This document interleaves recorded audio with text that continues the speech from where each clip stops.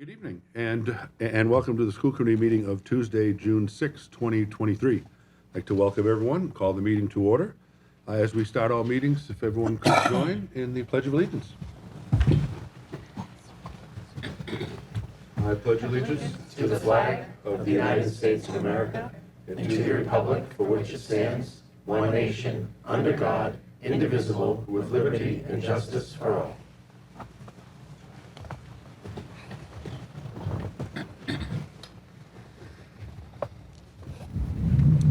I'd like to share the reading of the mission statement as we do to open all meetings as well. The vision of the Wakefield Public Schools is to graduate students who are confident, lifelong learners, who are respectful and caring members of their community. Our mission is to prepare students for college, career, and community by providing a rich and challenging curriculum, high-quality instruction, and educational experiences that meet their individual needs and interests. Item number 4 is public comment. Any member of the community, either here with us tonight or on Zoom, is welcome to address the school committee on any matter, whether it's on tonight's agenda or not. Anyone on Zoom? No? Anyone here in the crowd? Okay. We did receive a written comment from a citizen who wasn't able to join us this evening, but asked that it be introduced into the record. It's from Mrs. Amy Miller of 34 Elmcrest Road. And she has written to us with regard to tonight's presentation regarding the grade 7 extended math at the Galvin Middle School. So I'm going to hand her statement and her comments to the school committee clerk for inclusion in the minutes. Item number 5, do we have any student advisors tonight? I know they're all graduated and doing far more important things than being here, and I don't blame them one bit, but we're here. we are. We can't All right, see you. Hello, Yeah, hello, so- Molly. Hi, ladies. Welcome. Hi. No, we're happy to be here. Like you said, Molly and I just graduated, and we'll be heading to our respective colleges in the fall, but we wanted to come on and give you one last update and say our goodbyes and thank you for these past 2 years of letting us come on and share our thoughts and updates. Wonderful. So we should probably call tonight like more of an alumni presentation, just to yeah. But anyways, please, what do you have to share with us tonight? Okay, so for our last update, for academics going on at the high school, the biology MCAS started today and will continue tomorrow. Next Wednesday, June 14th, is the last regular day of school for WHMS students. Final assessments will begin on Thursday, June 15th, and run through Wednesday, June 21st. Principal McLeod shared the final assessment schedule in her weekly update to parents yesterday. Yep, and just to continue, we don't have much news in terms of athletics or performing arts right now, as the spring sports are just wrapping up and some of them are in playoffs. But besides that, other news, graduation was amazing. Me and Bella can both attest to that. Even though it was a little rainy, we all had a good time, I think. And Bella touched on this earlier, but thank you guys so much for letting us come on here these last 2 years. And I think it's very important that student voices are heard on the school committee. So thank you guys. Well, certainly thank you both very, very much for, as you said, thanking us for the last 2 years. We really need to thank you. You are two of the finest representatives of Wakefield, and you are the future of this town, and we couldn't be prouder. So thank you so much for your work and your enthusiasm and your preparation. It hasn't been easy, and it probably hasn't always been something you'd look forward to, but it's been an important, as you say, Molly, to have a student voice around this table and around the community is pretty important stuff. So, anyone have anything to share with the student advisors? Yes. I think just real briefly, you mentioned the importance of having student voice, and couldn't agree more and appreciate all that you have done. And later on, I think we're going to be talking about maybe expanding that voice. So I'm really looking forward to that. So appreciative of the efforts that you have done. Just curious if you're willing to share where you're going next year and where your kind of educational path is off to. Yeah, I'm headed to the University of Washington to study biology on the pre-med track. Wow. Congratulations. Thank you. I'm headed to Northeastern University right here in Boston to study neuroscience. Wow, excellent. Well, good luck to you both. Good luck to you both. Thank you. Thank you so much. Congrats. Dr. Lyons? Bella and Molly, please feel free to join a meeting anytime for public comment. We would love nothing more than to hear how you're doing. Yes. Thank you. You guys have been the best. Thank you so very much. Yeah, Much appreciated. wonderful. So, again, congratulations on graduation, and thank you again for your work, here with us, and best of luck in everything that you do. Thanks, ladies. Thank you. Thank you. Bye. Good night. Good luck. Item number 6, consent agenda. We have a motion. Yes, move that the school committee approve the minutes of the May 23rd, 2023 school committee meeting and accept the May 30, 2023 school committee policy and communications subcommittee meeting as presented. Second. Motion made and seconded. Any discussion? Seeing none, all in favor? All opposed? Passes unanimously. Okay, and it just conveniently happens to be 7:45. Like this, we are a fine oiled machine. This is just exact. This is precision, like a switch watch. Anyways, item number 7 on the agenda tonight is a public hearing, which was to be convened at 7:45. In all seriousness, it is the annual public hearing on the decision around school choice. If Wakefield Public Schools are to be a school choice district for next school year. So there,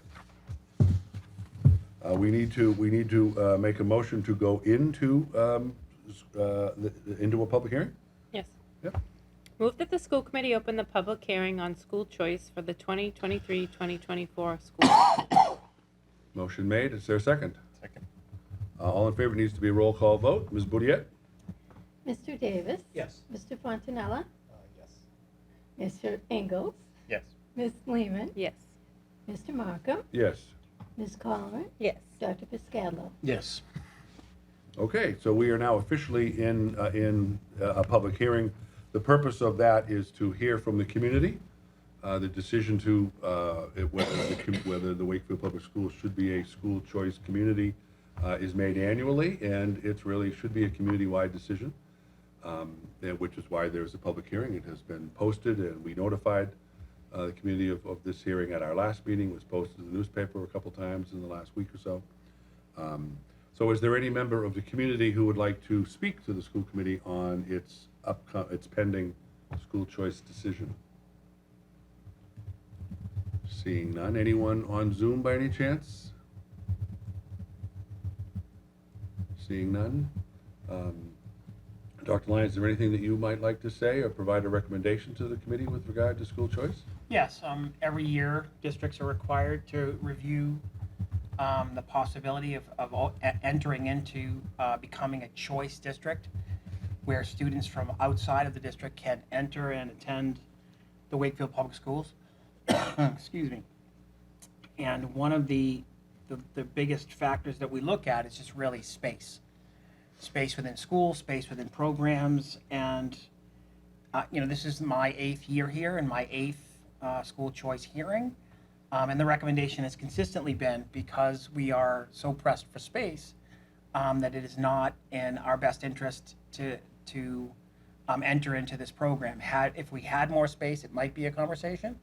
But I think under the circumstances, my recommendation as the superintendent would be for the district not to participate at this point in time in school choice. Okay. Are there any questions for the superintendent or any comments from the committee with regard to this question, this matter? No? Seeing none and no members from the community, we can close the school choice hearing? We have a motion? So we don't vote? We don't vote now. Oh, okay, later. We vote later. but Okay. We do vote. Move that the school committee exit the public hearing on school choice for the 2023-2024 school year.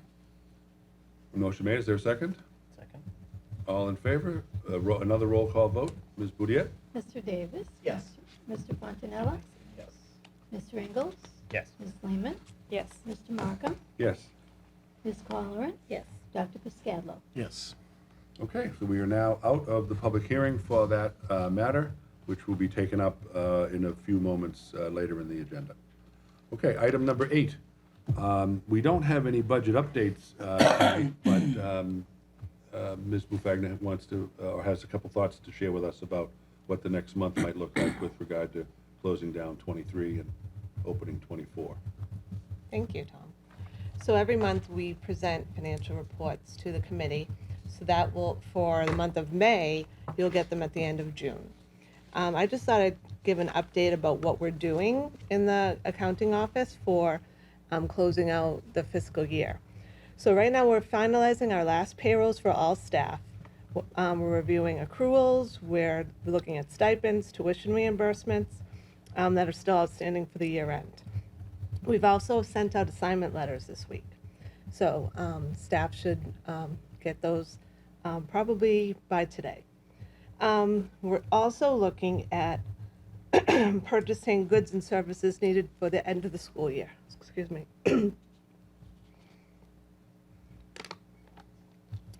We're looking at our out-of-district costs. So we are continuing our process of prepaying 3 months of out-of-district tuitions for our special ed tuitions. Sort of where we're standing right now. Any questions?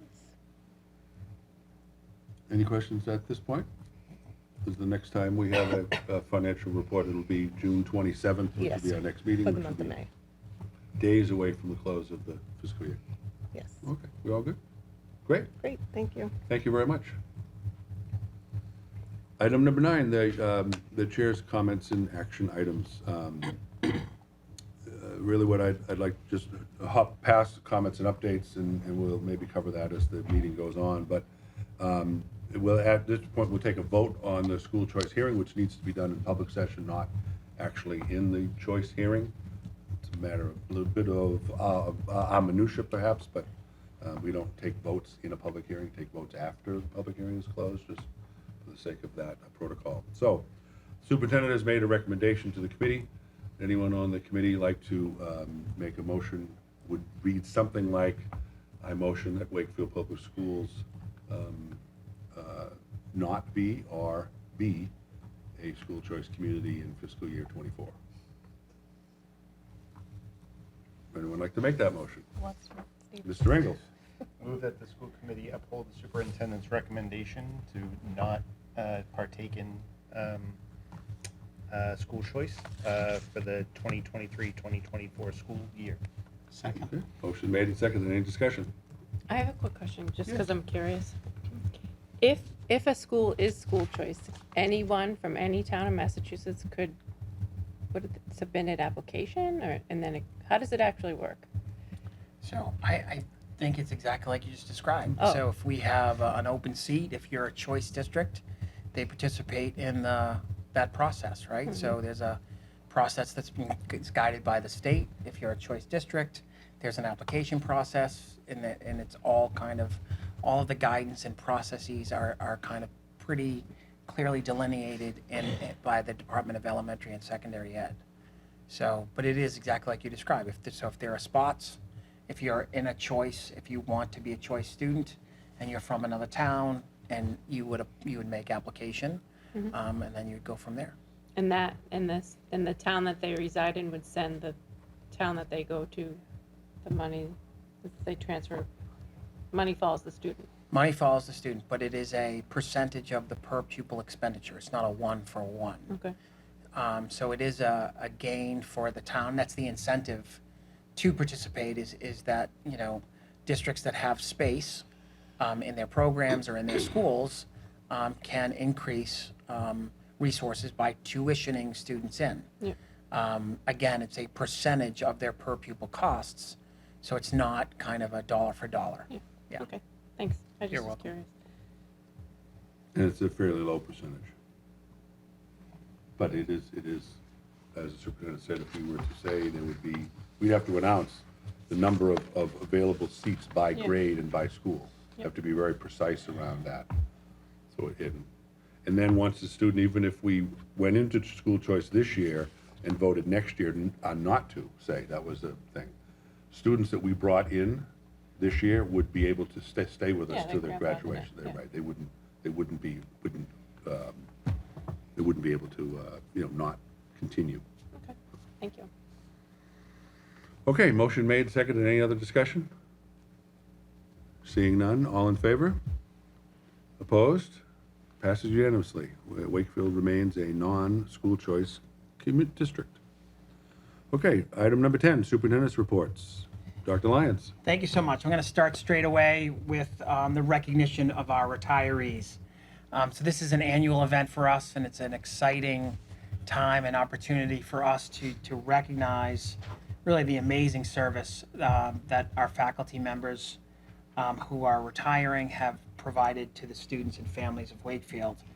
I'd like to start off by just recognizing 3 faculty members that are not here with us this evening. The first is Catherine Buckley, who's a paraeducator. She works at Galvin Middle School. She's been in the district for 23 years, and each retiree had an opportunity to provide a little bit of a reflection and to talk about things that they have really looked forward to in the job, in the position, and the work that they've done. And what's striking in each one of these reflections is the humility and the way that each individual person writes about how much they have gained by working with students, how much they've learned from students. Catherine Buckley writes, quickly, highlights that she started here in '95, but then writes, each and every year, she looks forward to meeting new students, learning new things, entering new relationships, and that's the most exciting part of the work, right? There's just such great humility and commitment in the work.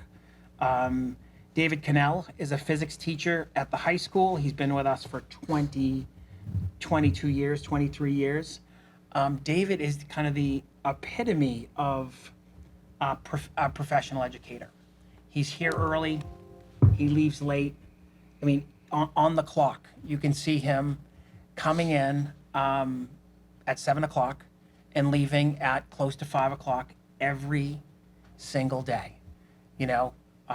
Lunch pail, it's like, lunch pail comes in, always prepared, always has 1 or 2 bags with him.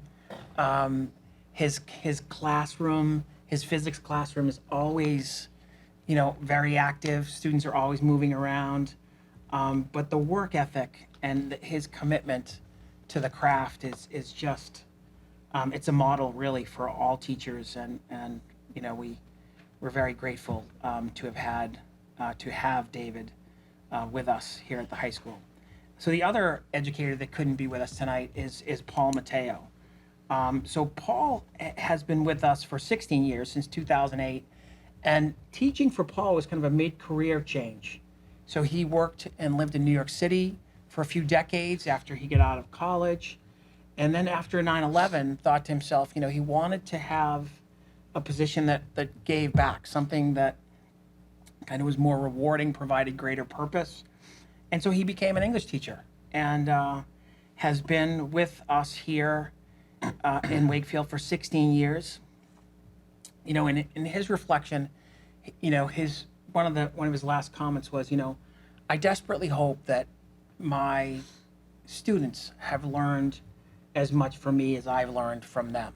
These small comments that you read, I think really bring out the character of the teacher and really kind of what their core values are. So for those 3 persons, thank you so much for your service. We can't thank you enough.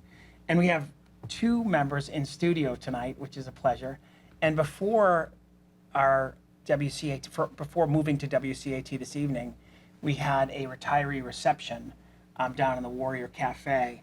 And with us here this evening, I can invite them up to the table.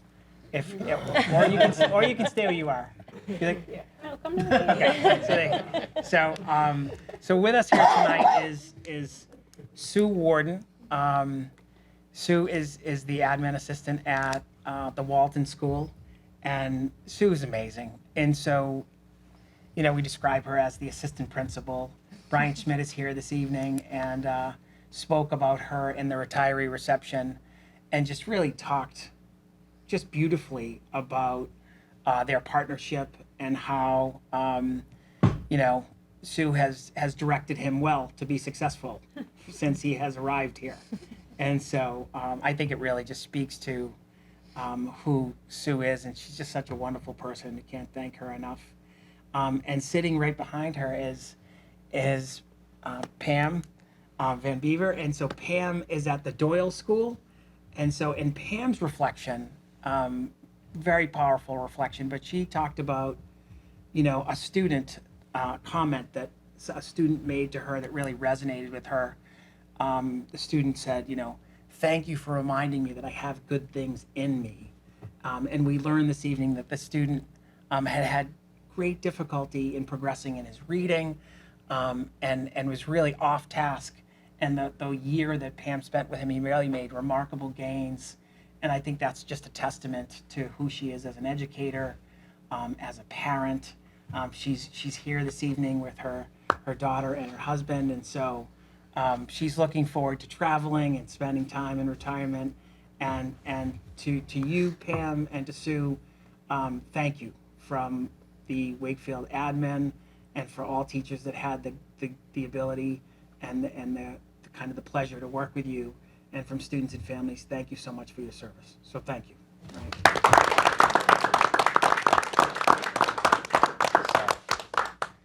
It's such a great opportunity to recognize our retirees, and so it's good to be able to do this. So thank you.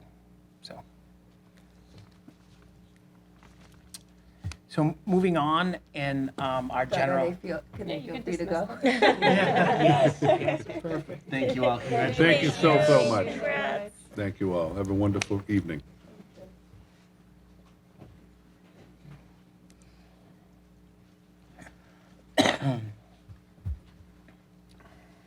So just moving on, you heard it mentioned earlier from the students that were here, from Molly and Bella. They talked about graduation.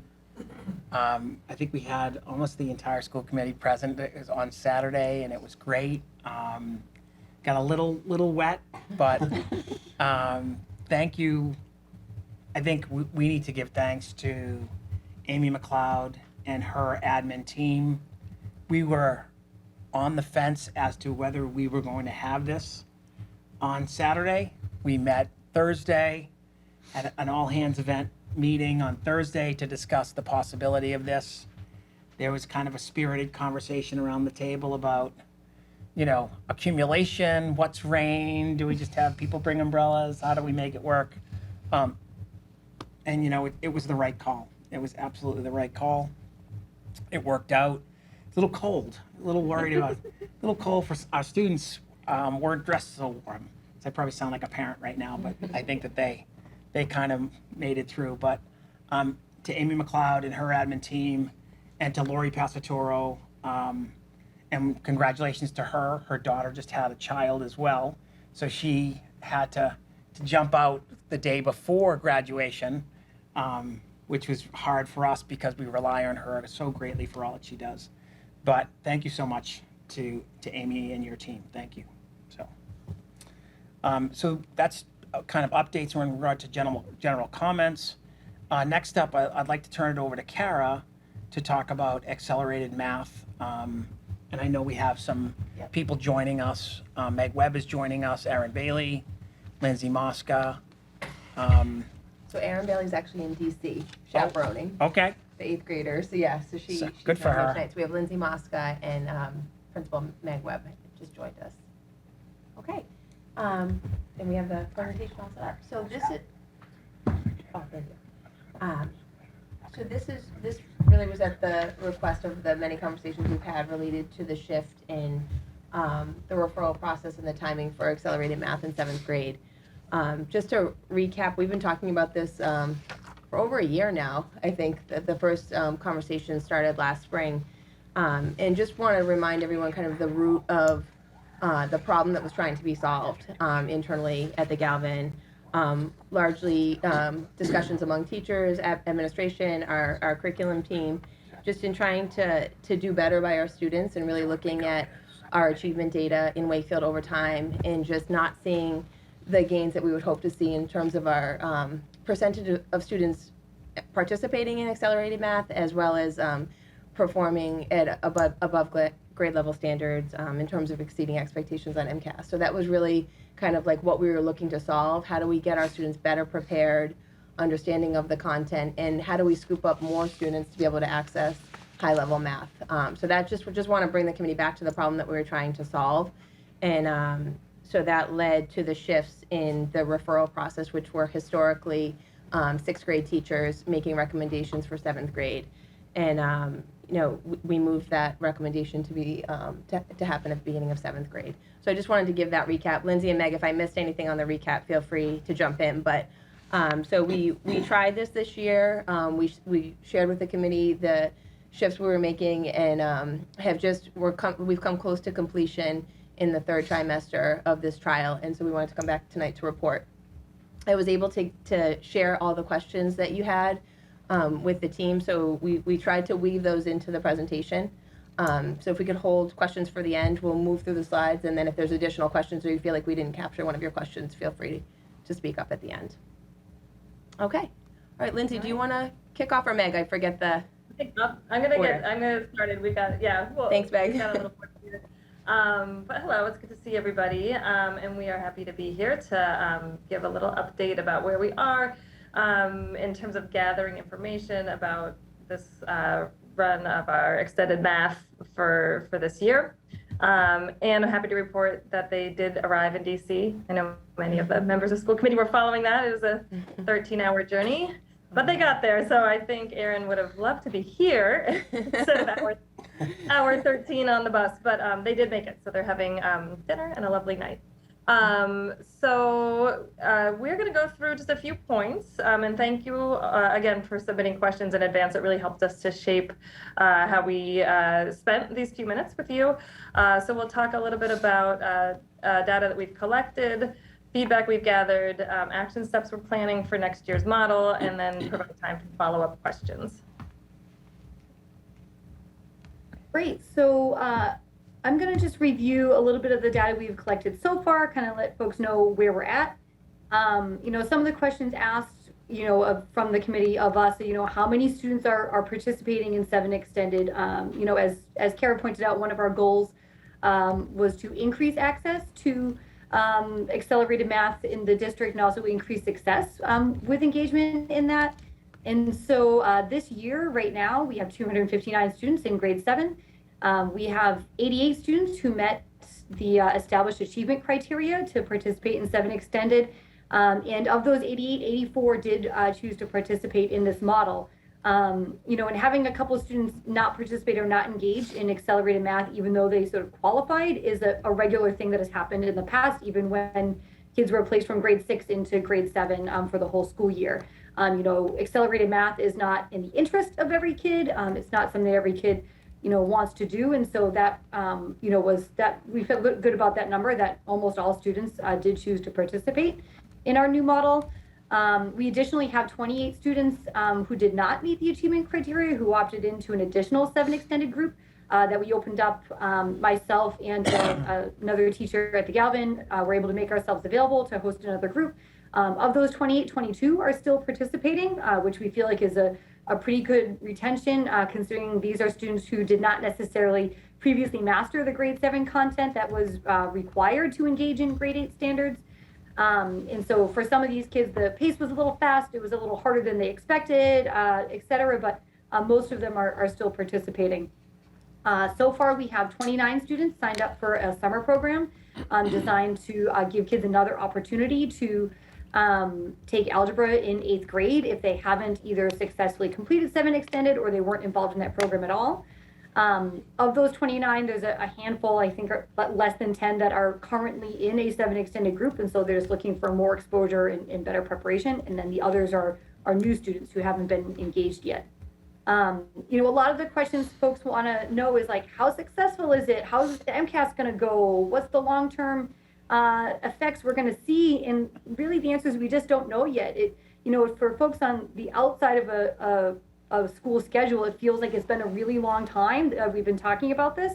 But really, we've only been through this, not even through one round of this new system. And our iReady data for end of the year is in progress. We have 2/3 of our students have finished it in grade 7, but there's a whole section of students, one whole team that hasn't taken the assessment yet. And so we can't really compare that to previous information. I mean, of the 2/3 who have taken it so far, they're doing how we would expect them to do when we're excited to see the rest and report back on that at another time. We can't talk about MCAS data because we don't get it till October. And in terms of how successful is this going to be going into next year and for the future of success in accelerated math, it's going to take some time for us to see the effects of that. But we certainly can see already that we anticipate on having over 110 students enrolled in algebra next year. Although that number won't be finalized until after the summer program, but that is a significant increase. This particular year, we have 97 students enrolled in algebra. In the past, we've had somewhere between 60 and 75. And so over the past couple of years, we've really been increasing. And certainly this shift in the model has created an increase in how many students are going to have access to take algebra in 8th grade. All right, so like Lindsay alluded to, the data collection piece of this process of kind of assessing how this programming is going is a longer term process. We'll certainly have data shortly from iReady and from enrollment in algebra, but MCAS is longer term, and then looking at our high school, potential high school gains is much longer term. But we wanted to collect feedback on the experiences that folks who have been directly involved in the programming have had. So we held focus groups with staff and students. I'll first talk about our student feedback that we received. We had a session on, I think it was last week.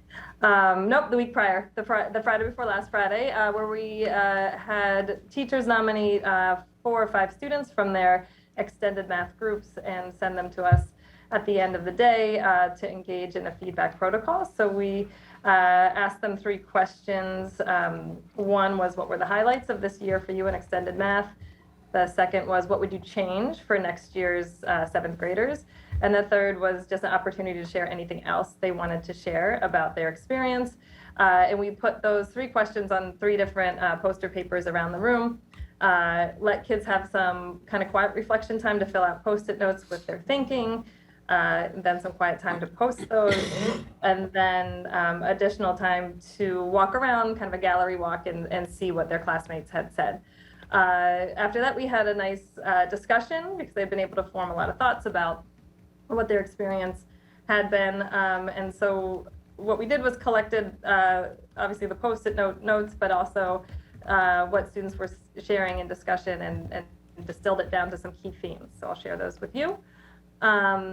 What they loved about extended math this year was working in small groups. So I think a lot of the instruction was group-based. They loved applying knowledge in the second part of the class. And for a little context, the class this year, the period where it falls in the day is split by lunch. So there's 20 minutes, and there's lunch, and then there's 20 minutes.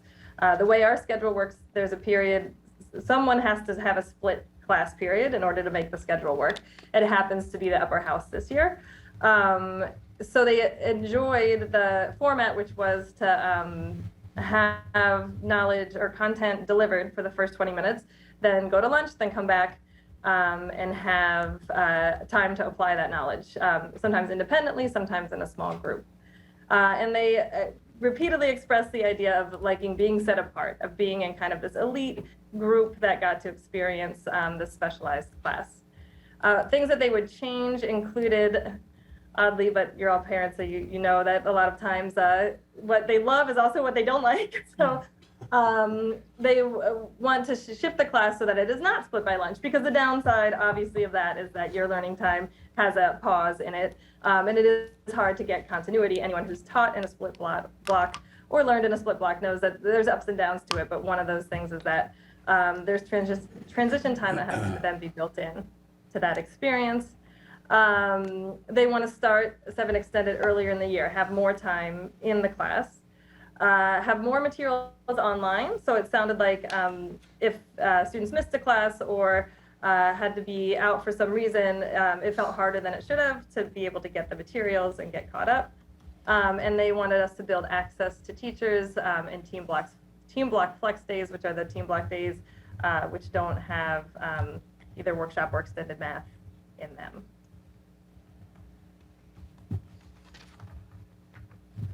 So we also, of course, wanted to collect feedback from our teachers. So we did this in a couple of ways. We had a survey of all 7th grade teachers because this shift in scheduling impacted everybody. So some useful context, I think, is that there are only 2 places in the building in which leveling happens, and that's in 7th grade math and in 8th grade math. Everywhere else, students are grouped heterogeneously. So making this shift in terms of having 7th math extended happen in team block and not in a core academic time impacted all classes.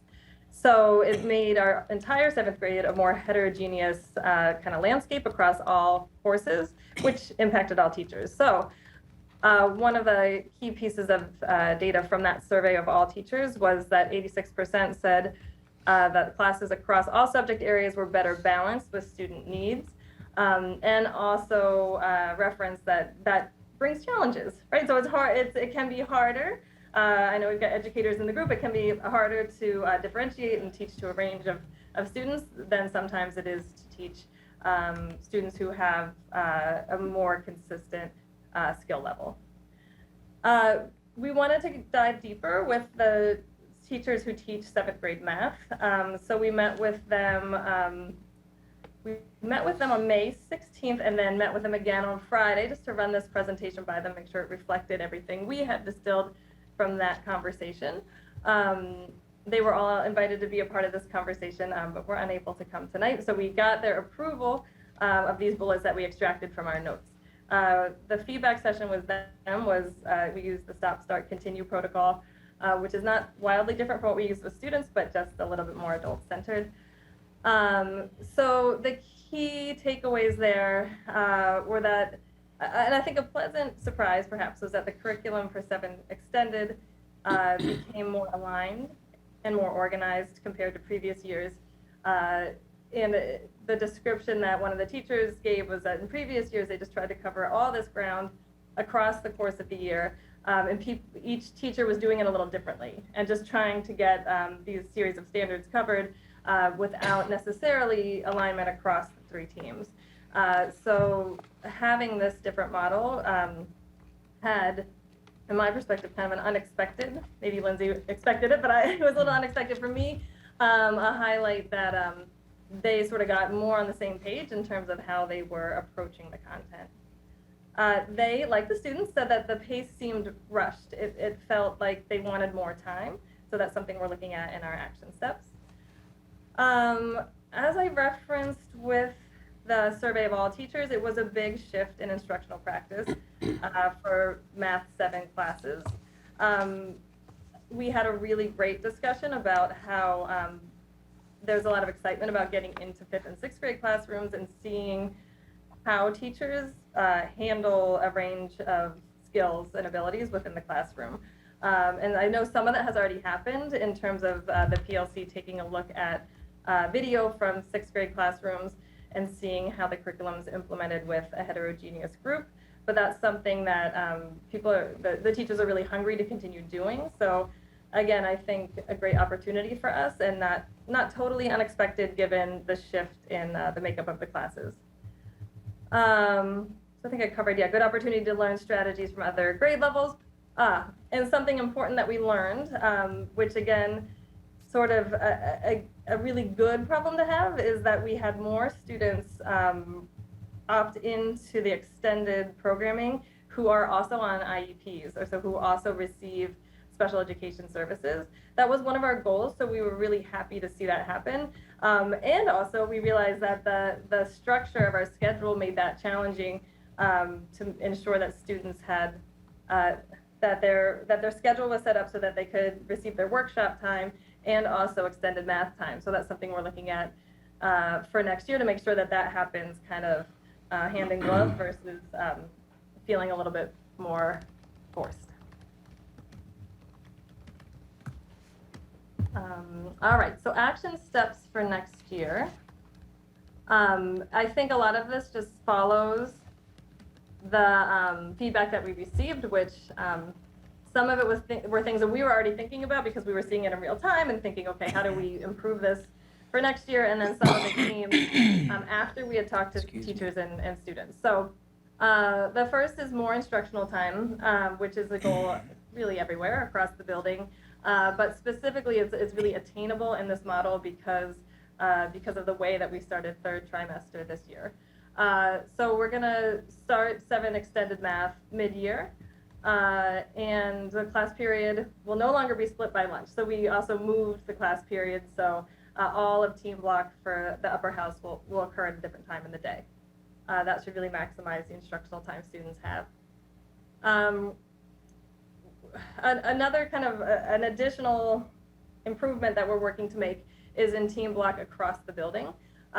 All students next year will be engaged in structured learning during team block, which we're going to call WIN, modeled on, if you have elementary kids in Wakefield, you know there's a really strong program called WIN, which is What I Need, that we have taken and middle schoolified to help us really strengthen the instructional time during team block. So the reason that's an action step in this work is that one of the concerns that I know this group brought was the idea that students might miss this downtime or this time to socialize. And that's something that we want to maximize all of our instructional time, and so we're going to be shifting the way that time's used, which should then kind of normalize, for lack of a better word, the idea of going into another course during that time. We'll continue to refine the curriculum. So again, that was a really nice feature of what happened this year, and something we're excited to continue with those teachers in the 7th grade. We certainly hope to maintain the summer pathway so that we can broaden the number of students who are exposed to higher level standards and who are able to enter algebra. And then the professional learning on differentiation that I referenced with the teacher feedback is something that is always a priority, but this helped to kind of bring into a different focus.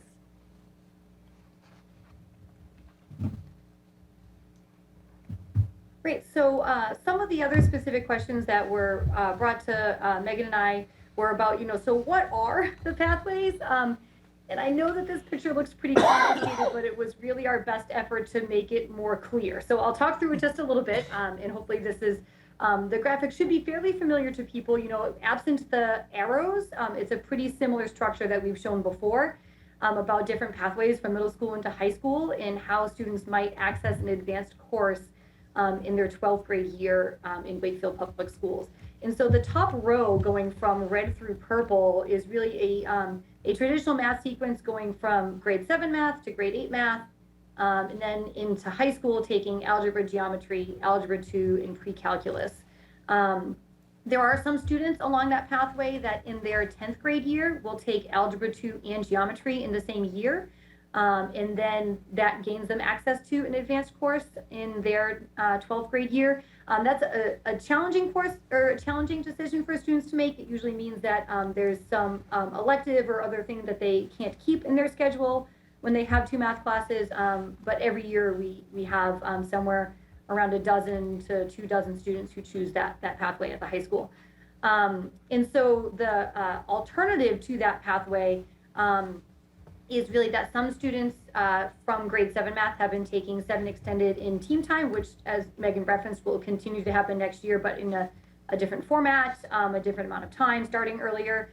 And some of the confusion that folks, and questions that folks have had is what does that mean? How do you get into that? How do you stay in it? How do you get to algebra? And so anywhere we see a red arrow means that there's achievement criteria required. So in order to take that 7 extended team time, the grade 7 math teachers and curriculum coordinators are working every year to make sure we have criteria, which we'll talk about on the next slide, to really try to ensure that students have mastered the content and the prerequisite material they need to be successful in accelerated math.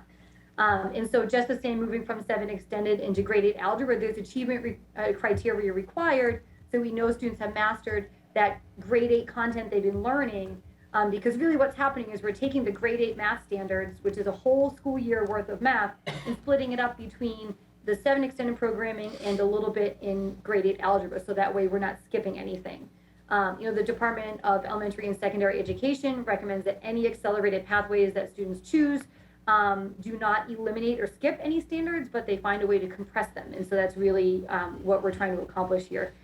The Algebra Leap program, which is going to be new this summer, we're really excited about that initiative. We're excited to see how that works out, and again, make adjustments and improvements as needed.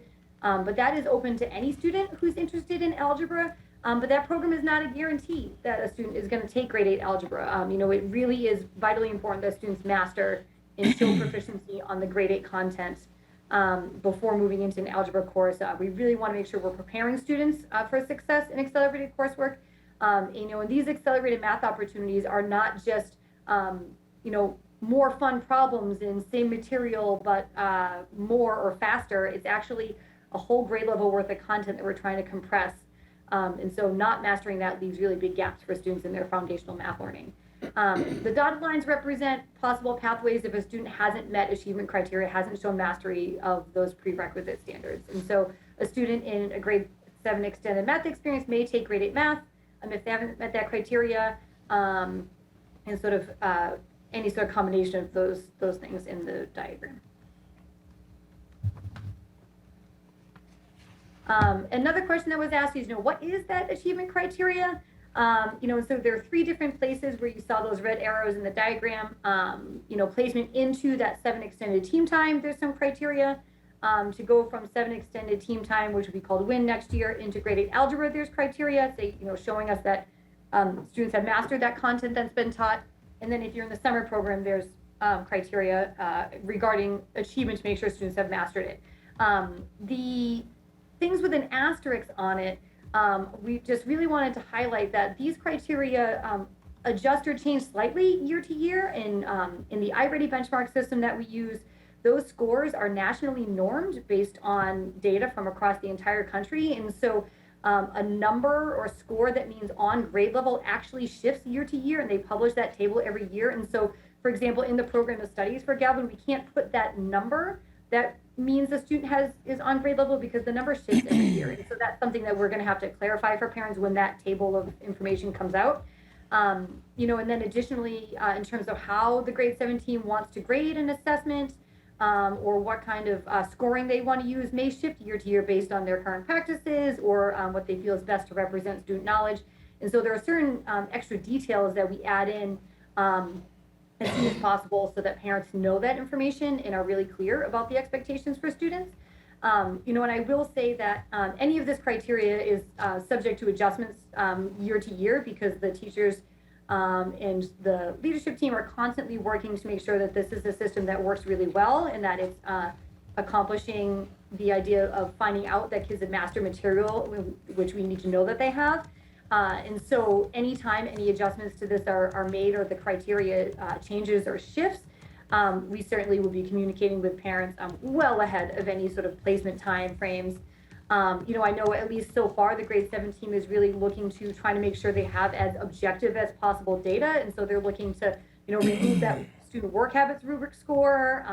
They're thinking about how does the iReady benchmark or other placement tests really show proficiency versus everybody grades a little differently and whatnot. So they're kind of looking at ways to make sure that the placement criteria is really as objective as possible.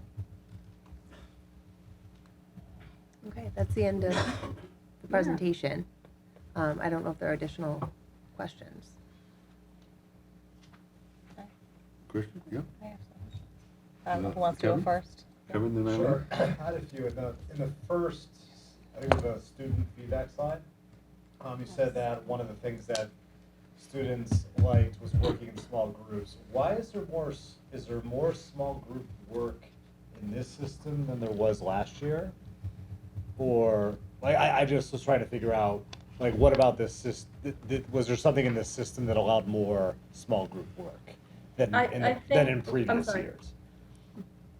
I'm sorry, I didn't mean to interrupt, but I think what, in the conversation that the students were having, I think there was a feeling to kind of the way these groups were constructed that felt like kind of special elite, like this is kind of a special place they're going during team block, and so it was a little bit more relaxed than a traditional classroom setting, and I think that's what they were referring to, that there was kind of this model in most classrooms of delivering content, but then they're going to wrestle with it in groups and work together to solve problems. And I think one thing to keep in mind that the students we talked to have really only experienced 7th grade extended math in this way. So it's hard to compare based on their feedback, kind of what the classroom structure experience was like. But I do think just in the conversation, I was thinking back to them talking that there was almost like a campy type, summer campy type feel to the experience of being with this specialized cohort during team block. Yeah, I would say that the lesson structure that the teachers were using in this extended math block is actually very similar to what they're using in grade 7 math. I think, to Megan's point, one of the big differences is that the students, they really enjoyed working in a small group with their sort of like-minded peers around math. They felt like their conversations were a little different. And so I don't think that it's more small group. I think it's that the small groups felt different to them.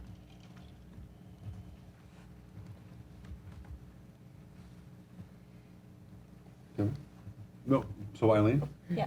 I didn't know if Kevin was done. Yeah, I know. I wasn't sure if you had I'm a. not, but we want a variety. You don't want me to rattle off. We don't want you to rattle up, all right. Okay. Fair enough. All right. Eileen? Well, I have 2 questions, but I'll just do one, and then we can all share here.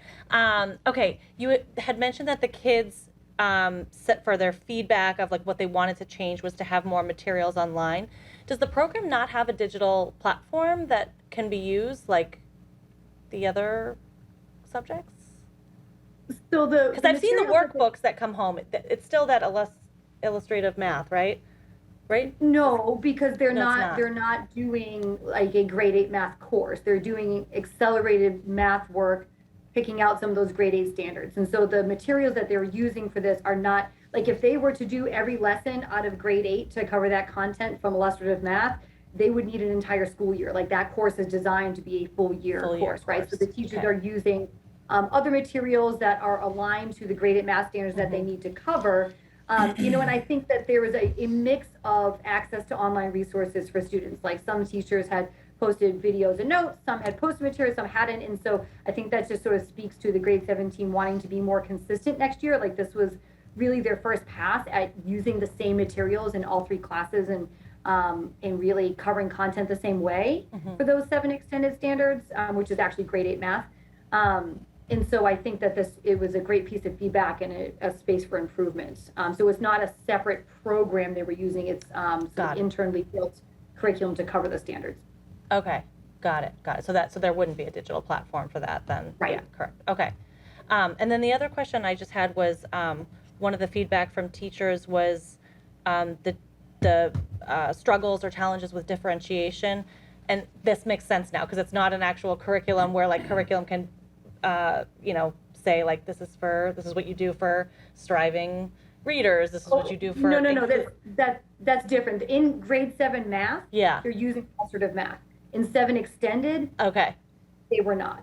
Okay, but they said even in the I'm sorry, did I read that wrong? I thought it was in the accelerated math they were having differentiation problems as well. No, they were not. That was just in the regular. Okay, got it.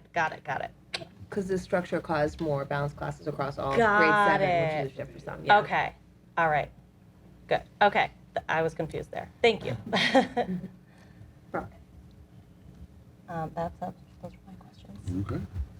Steve? Stephen? I wanted to start by saying, thank you for the presentation and the work. I think one thing that came that just sticks out is you took the feedback that you got from students and teachers and immediately sort of put it into your action steps for next year.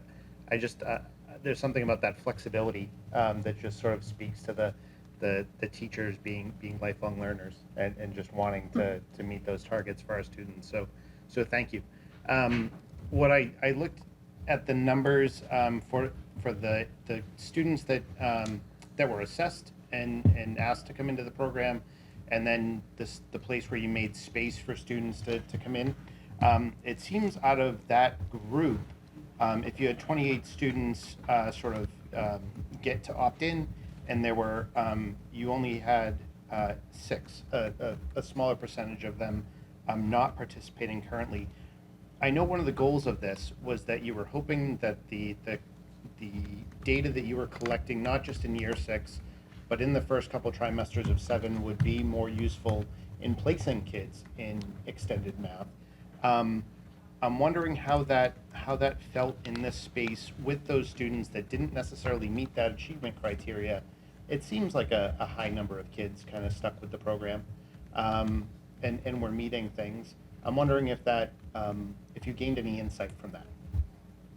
Yeah, I mean, it's a great question. You know, I think that fact is actually something that is inspired the grade 7 team to think about what is that kind of achievement criteria. You know, I think it's going to be really telling how many of those students in that sort of bonus group that just opted in, you know, meet that achievement criteria exiting the program. You know, they have a final assessment this week. They're finishing up iReady this week.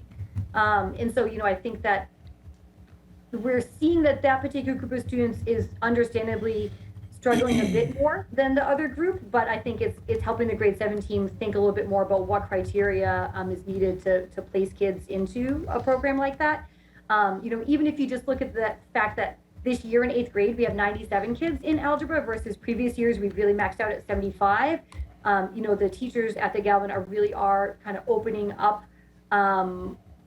access and kind of the idea of who could tackle this kind of math and what kind of support might those students need. And so it has been, you know, a really great experience. You know, we opened up that 4th section because we just kind of found a way, and, you know, there was enough kids that were interested, and we're so glad we did because, you know, to your point, we've been able to learn a bit about what kind of criteria means a kid is ready. Thank you. Yes, Kevin. Why do we give an iReady benchmark at the end of the year in 7th grade and a placement test? Is there a value to the placement test that does not exist with the iReady benchmark? Yeah, it's a great question. So the iReady benchmark is really primarily assessing kids on their grade level standards. And so it's an adaptive diagnostic that starts kind of at grade level and functions up or down a bit. You know, and it's because a kid starts at grade 7, it's actually a bit harder for them to track out of that and show above grade level proficiency on it. And so having this placement test is really like a paper to pencil, showing your full reasoning, and kind of really showing all of the depth of your understanding versus kind of like a baseline or a bare minimum of a grade level standard.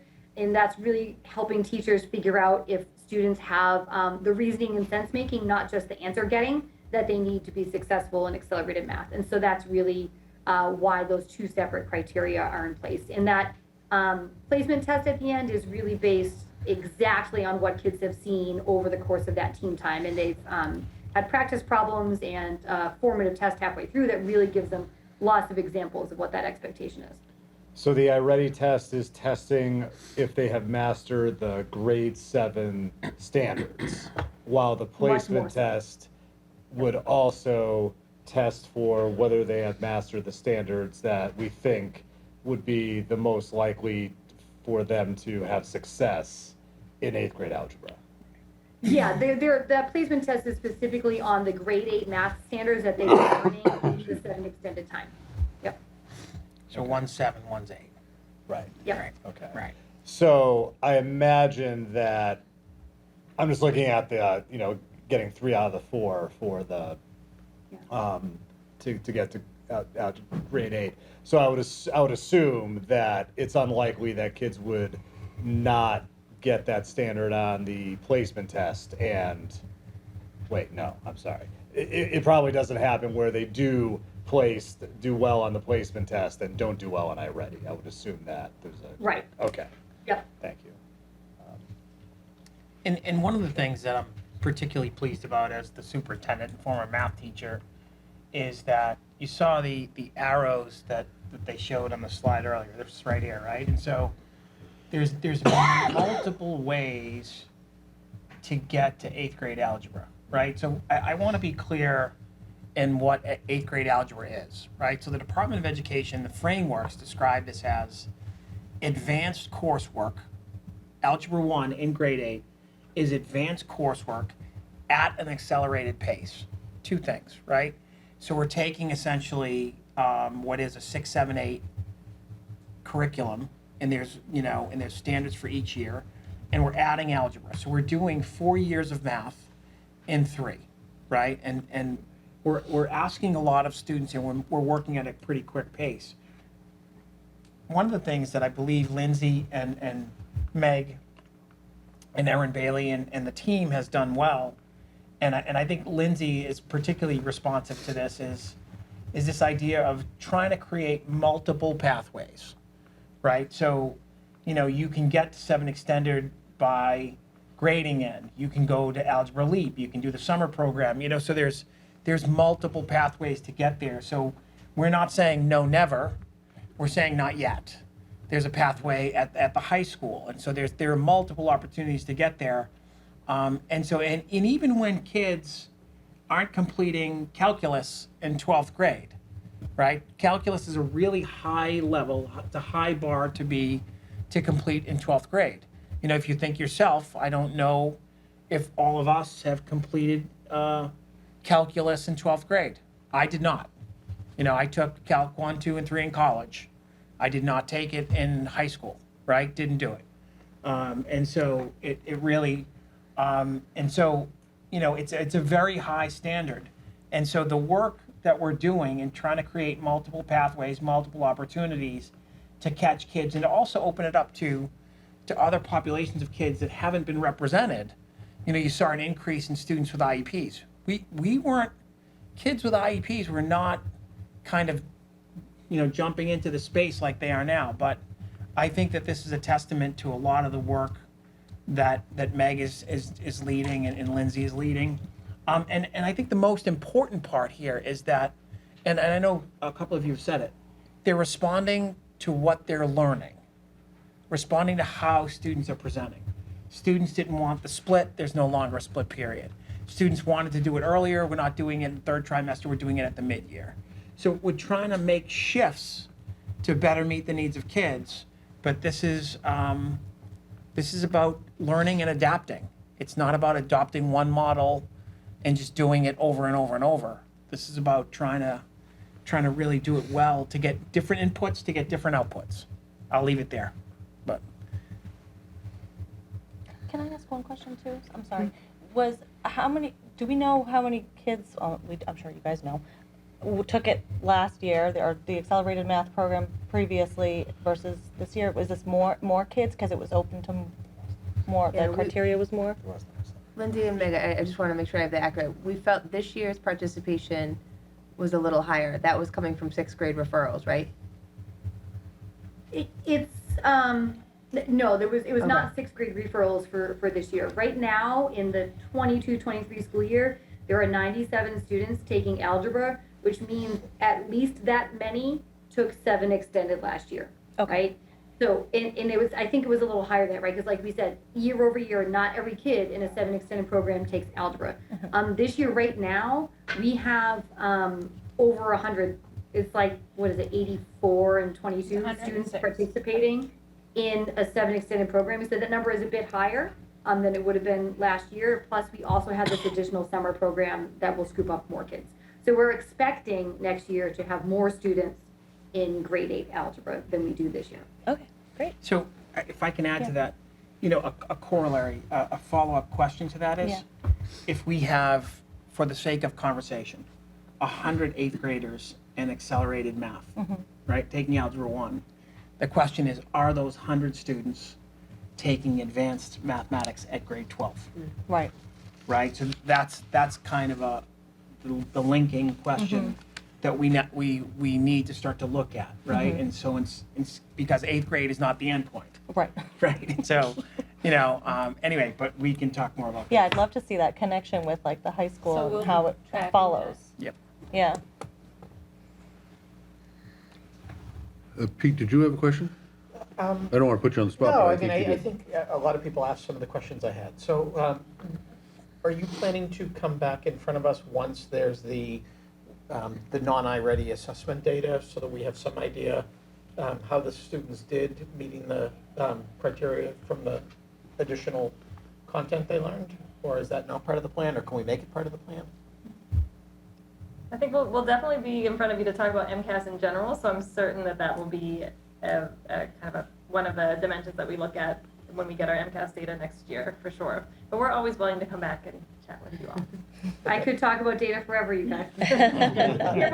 Be careful what you wish for. And then Lindsay, I know you said that the plan was to teach 100% of the same content that was taught, doing it full year, when I heard your presentation last year. Even though the feedback was it was rushed from what you had said to us, did we teach 100% of the same content in this small amount of time, this 33% of the school year? Oh, yes. I mean, I think there's this big misunderstanding that there was less instructional time for the program, and it's actually not true. There was more instructional time for these students, which was by design.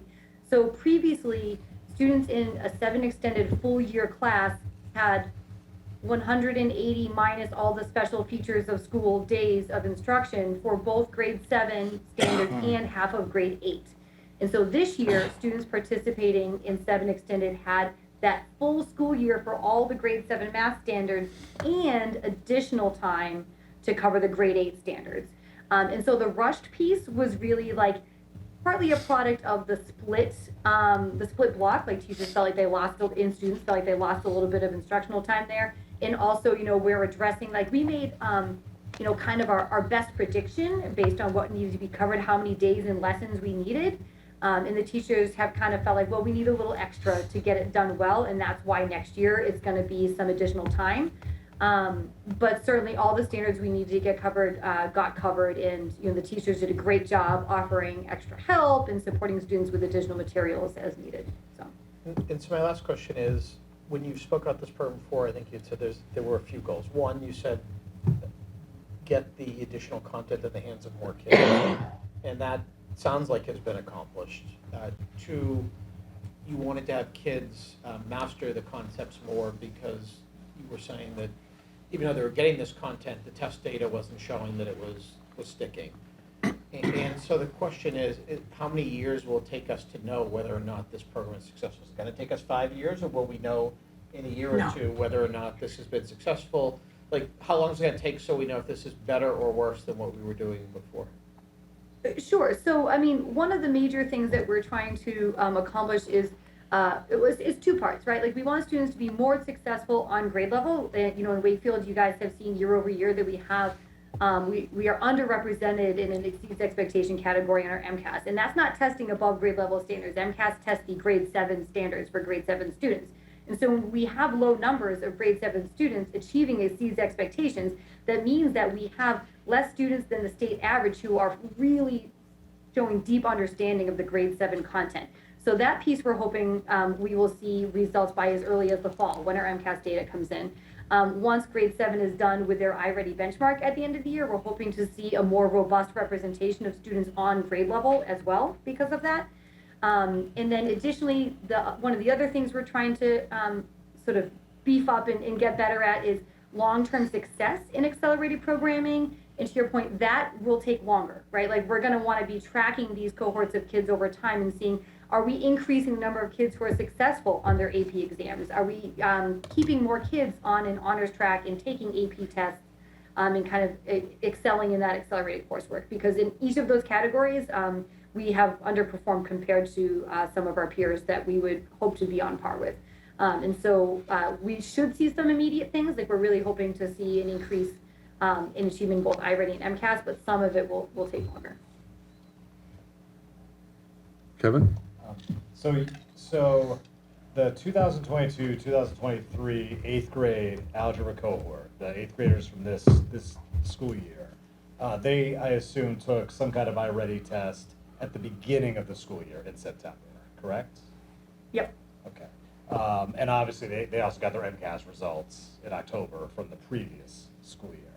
So it seems that we could look at, like, take MCAS out of it for a second. We could look at the iReady data that this current 8th grade cohort of students has taken with next year's 8th grade cohort of students, and assuming that the iReady test is looking at grade standards, that should provide us with, I know it's not the final data, but that would give us a little ballpark on how well the extended math 7th grade worked, like if we saw any growth in those scores. And obviously, if we have a higher number of students, like total net number of students that are in Algebra 8 next year, which is part of the goal, right? Casting a wider net, making sure we don't let anyone fall through the cracks. Obviously, the mean score might drop a little bit if you have a higher total number, but we should still be able to parse out the data to see if that mean score, improved. So I think, I would imagine, and you're the math person, I'm not, but I'd imagine that if we, like that with, as early next year, we'd have that data point, and it then would have the MCAS data point, comparing the two cohorts. And then we could also look at future cohorts, like the current freshmen, current sophomores, and if we, I don't know when iReady started, we kind of backtrack and look at that. So I think that there's, it's not that, but one thing I think that a lot of people on the committee are interested in is having that data presented, right, and just making sure that we can. Yeah, the one Yeah, thing. that's exactly what we're gonna be looking at, that's what we're interested in as well, and we do know that, looking at, long-term trends, versus short-term ones also are more telling of what's happening, but certainly comparing cohorts is something, we'll be looking at for sure. Okay. Pete? The one thing Kevin brought back to my mind is something you were saying earlier, and I remember from last year's presentation, which is, and I think you were touching upon it today, when the kids were doing the extended math built into the regular math program instead of the regular math program, they weren't mastering the regular 7th grade concepts they were supposed to know. So theoretically, we should see some improvement in iReady and MCAS scores just on the basic 7th grade stuff as a result of not having to rush through some of those concepts to teach some of these accelerated concepts. That should be a benchmark we can look at to see, did that improve one of the areas you were talking about last year? Absolutely. Yeah. Yes, Amy? Thank you. Thank you for this presentation. Some of the questions that I had sent, I saw answered, so I appreciate that. I have a couple questions. Simple ones. Accelerated is synonymous with extended, right? We seem to be saying it's Yeah, we're kind of same using thing, them right? interchangeably. Yeah. It's just that when We should stick with one. just because some parents who Yeah. 7th grade parents are talking about as Yeah. extended math, and that's the way. At Galvin, how is it most frequently referred, Megan? Accelerated or extended? Extended, but it is a combo. Yeah. But yeah, we should be more Gonna consistent. pick one and go with it. I myself use both, so. Yep. Next year it's going to be trimester. We're doing trimester, so mid-year will be the middle of the second trimester. Meg, We're actually moving to quarters next We year, are which will going to help quarters. make Okay. that I wasn't much sure. more seamless. So Yeah. it'll be at a natural break in the year. Okay, that's good to hear. Just a piece of feedback, and maybe when we give the communication to who was accepted into the program this year, they passed letters out during class time. And I know that created a little bit of, talk, like, did you get in, did you not get in, just with, it's the kids, I think, who didn't get in felt bad. And just if we could maybe send it to the parents, and the parents could talk to their children, like, parents didn't hear whether their child got in until they came home with the letter. So if we could maybe streamline that a little better. So we have 106 kids in some sort of, whether it's the criteria met or the opt-in, but we have 153 students not getting extra math, I'll call it. And we're talking about IEP kids. I don't think all those 153 kids are on IEP, so I'm wondering what can we do to bring those kids up? Because I feel like even though we're trying to capture more kids, we're still teaching to the kids that are high flyers in math are still getting all of it, but the kids, 153 that might be struggling, what are we gonna do for those students? Do we have any plans in place? I'm not saying, that's just my feedback. Because we're saying we are delaying this program to capture more kids, and we have this criteria, but then we made another program for students that didn't meet their criteria. So why are we still starting it mid-year? Why aren't we just creating that one class that can work faster throughout the year and then picking up more of the middle and the bottom? Because when you set 3 teams at the beginning of the year, maybe there's 75 on each team, you don't know at the beginning of the year how many kids on each team you're gonna capture. So I know, for example, in Mr. McGinnis's class, when they actually got their team together, they had to pull chairs in. I don't know if his class is particularly heavy than the other ones, but it's just a big class. So when I saw a small group, I was like, it's actually a big class. I don't know the number. I have a student, so I have a little inside scoop here. So that's the thing that you can't, that's something you can't control for. So what if one team has 40 kids and another team has 10, and then that 10 group's getting extra support? So that's just the thing I worry about when we plan something mid-year. I mean, do you want me to respond to any of that? Oh, yeah, no, please do. So I've been getting feedback about this program all year still, and not just 7th grade parents, now 6th grade parents who are nervous not nervous, anxious about their kids coming up next year. It's a big topic, it's a hot topic. I'm glad we're having this conversation. I know a lot of people are gonna watch this. So yes, please. Okay, I'm going to respond to one of the parts of you might have reminded me what the other questions were, because Okay. there was a lot in there. So in terms of balancing the teams, and Megan knows this too, when students are placed from 6th grade into 7th grade into 3 teams, the teachers spend tremendous amounts of time balancing student abilities, student academics, student friendships, student behaviors, who gets along with who's done well in this class versus other classes. And so I think the larger groups in the 7 extended this year was really because we're conscientiously casting a wider net. And so all of those groups were bigger than we've seen in the past, and that was intentional. And so the small group feel is because that students responded to is because they're working in small groups within a bigger environment. And this really speaks highly of the teacher's ability to make those groups feel collaborative and productive.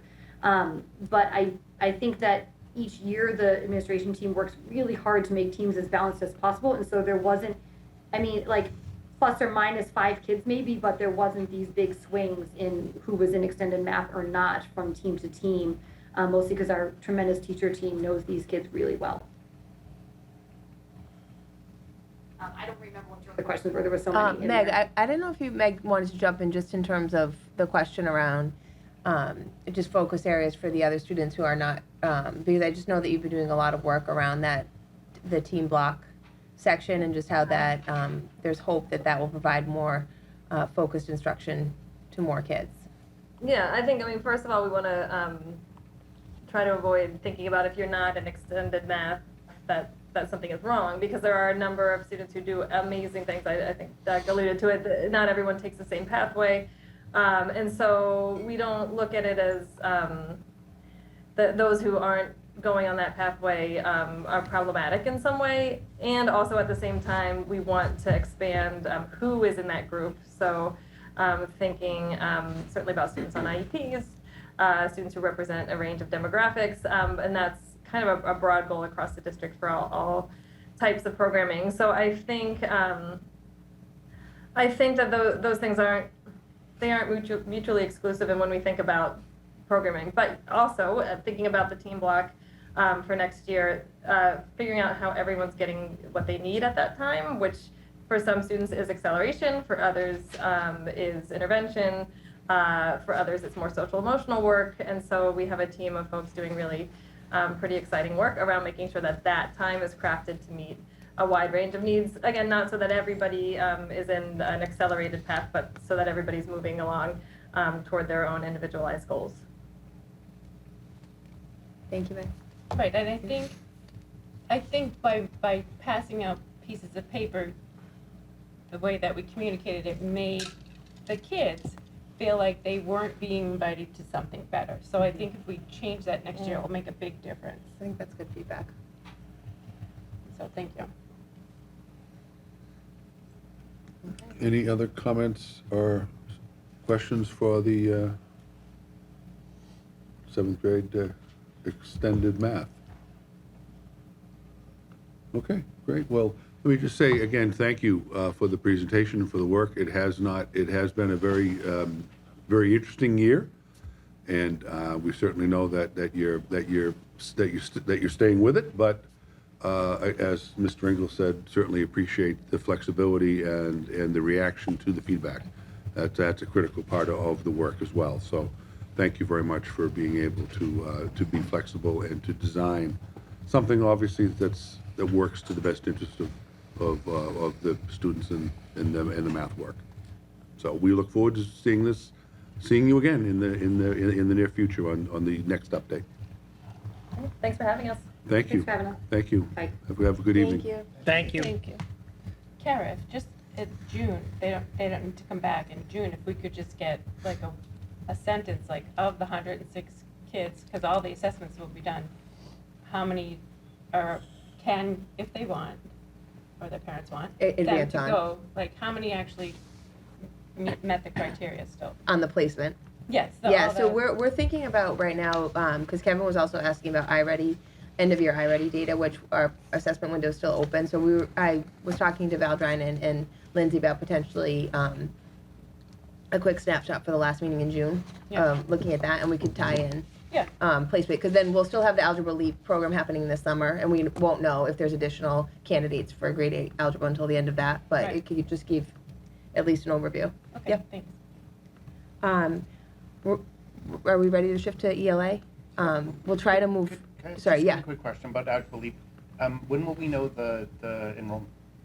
for Algebra Leap? Yeah. I have that somewhere. She said there's 29 and 10, about less than 10 are students that are already in extended math and the rest are new. Yeah, so I think the enrollment is still open though. And Yeah. it's, If max is parents at 50. Yes. Yep, but we have a teacher, So there's dates, still everything room. ready to go. Okay. Yes, there's still room. So it should, yeah, I really like that option for the summer. I was excited when they came up with that. It's one of the 8th grade teachers.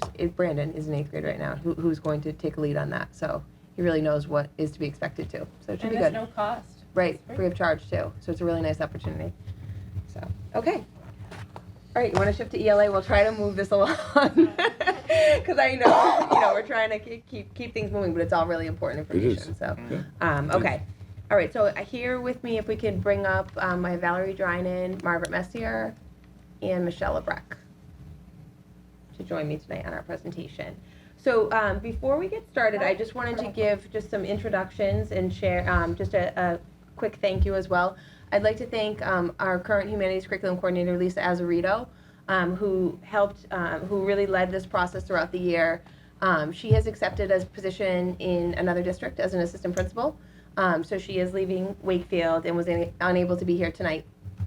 But with us tonight, we have made a decision to assign Valerie Drinan to the role of humanities coordinator for the 2023-2024 school year. So she's already, she's been in our district for 4 years now. And that's correct, right, Val? The years are all merging. Yeah, that's right. Yep. 4 years.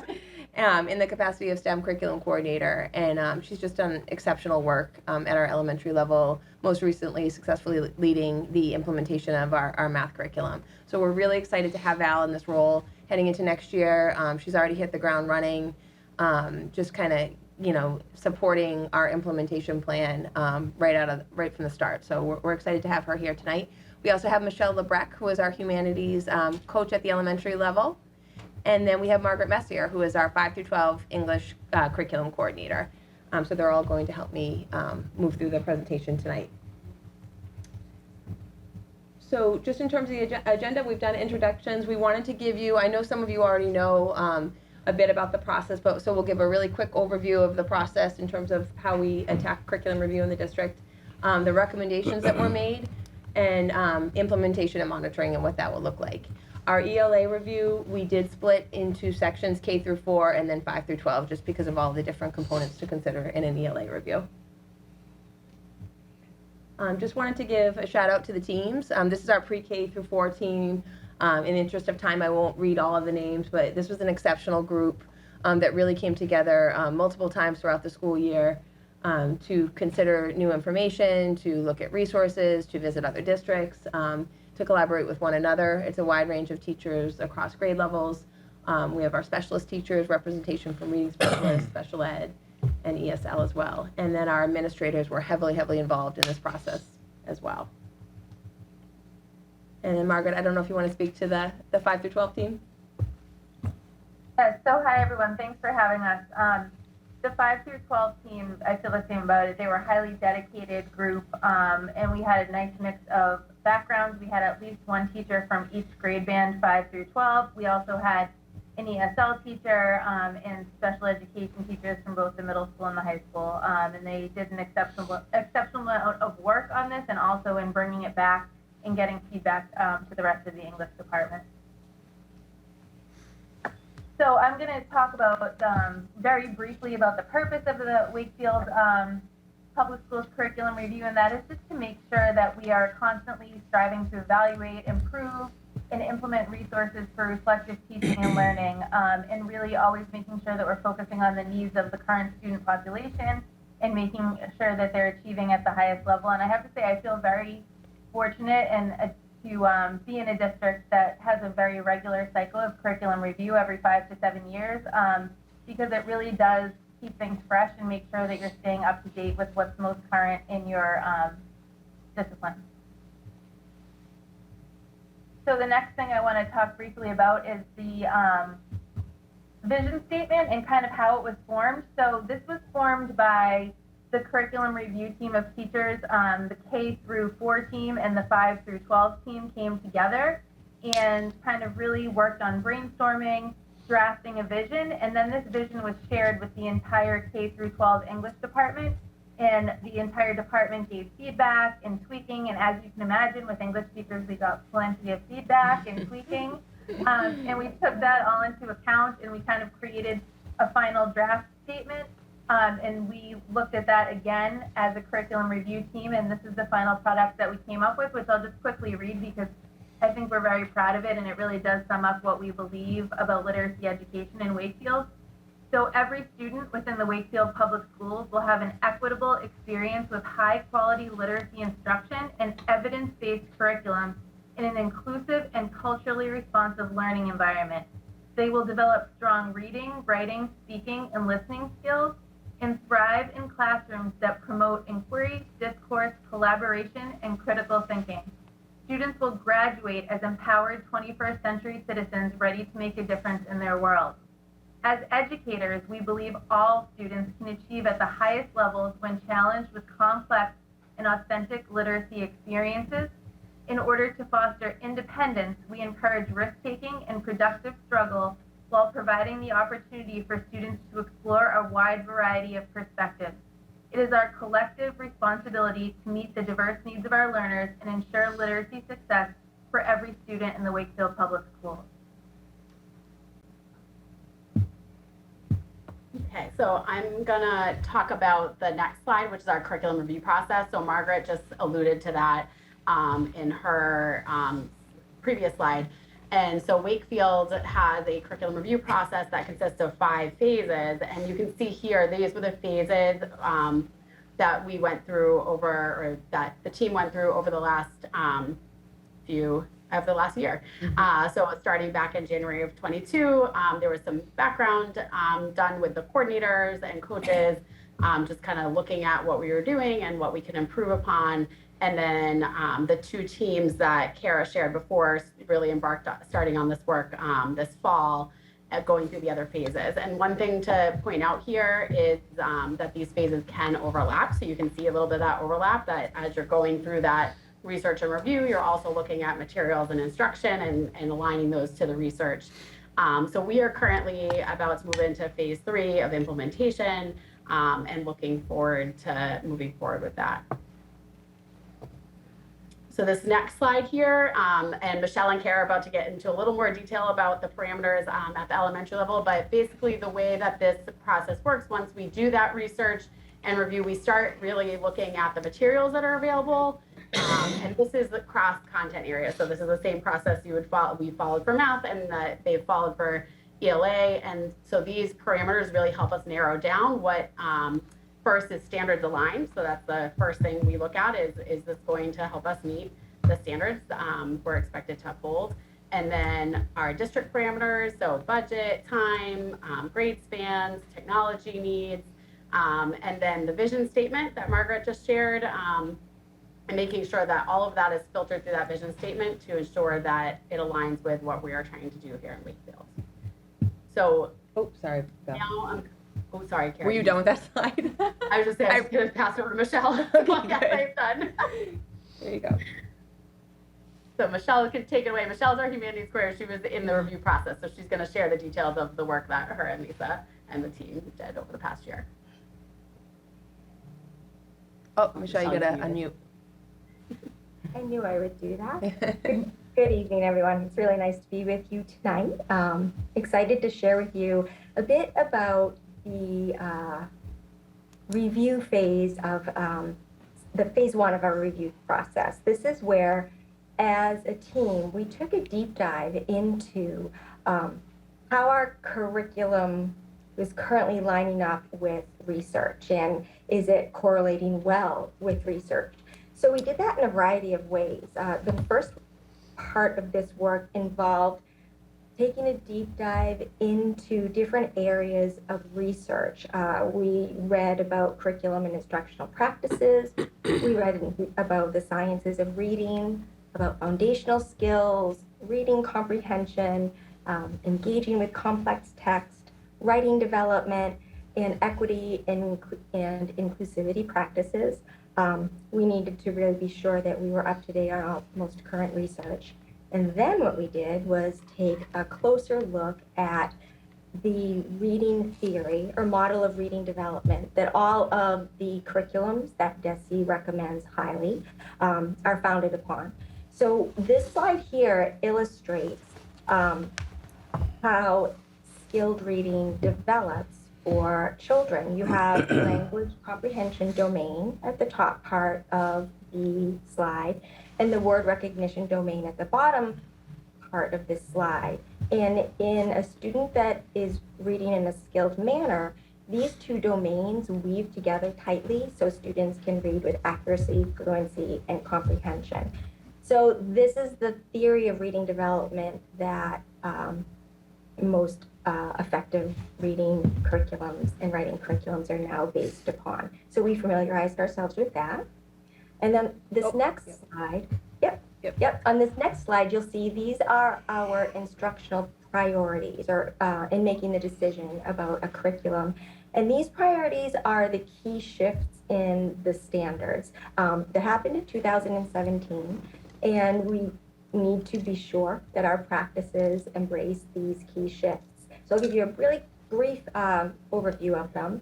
The first shift is moving from teaching comprehension in a manner through which students are broken into small group strategy instruction groups and giving explicit instruction in comprehension skills. Rather, research is now showing that students' comprehension is really developed by bolstering their background knowledge and all of those domains on that top part of the strand, that language comprehension strand. The more content knowledge that a student has, the better they're able to understand what they're reading, and the better they're able to write about what they're reading. So that's a very key shift. We need to build students' background knowledge. The second shift is that in our current curriculum, reading and writing are separated. There's a reading workshop and a writing workshop. In any of the curriculums that DESE has recommended, reading and writing are integrated. Students are reading complex informational text and writing about it. And as I said, when I said that students' comprehension grows when they're working with complex text and they have more background information, it also further develops their ability to write about what they're reading. And finally, this third shift has to do with having all students work with complex grade level text rather than leveled texts from their classroom libraries that are at their independent reading level. We want to have students have more exposure to grade level complex texts. So with that research and with those instructional shifts in mind, we had some focus areas this past year related to curriculum instruction and related to our professional learning. So in the area of phonics, we currently have a phonics curriculum called Foundations. It's a systematic phonics curriculum that is sequential and explicit and follows a multimodality approach. And it starts at the baseline of print concepts and goes all the way up to comprehension, handwriting, and spelling, and can be used in grades, is used in grades kindergarten through grade 3, and actually in pre-K as well. We wanted teachers to have a really strong understanding of the Foundations curriculum and the foundational skills that are addressed within this curriculum. So teachers received or participated in professional development this year, training from the Wilson program, the creators of the curriculum, throughout the school year on all the different elements of this curriculum so that we can ensure that it is being taught with the most fidelity and with greater understanding from our teachers. We wanted to have a reset around foundational skills. We also brought Foundations up to grade 3, so it was a new curriculum for this grade level, and we wanted we know based on feedback from teachers that students in grade 3 needed more explicit systematic support with foundational skills. We also brought in Heggerty, which is a phonemic awareness curriculum. It's 10 minutes a day. It's all oral, and it again further supports foundational skills development.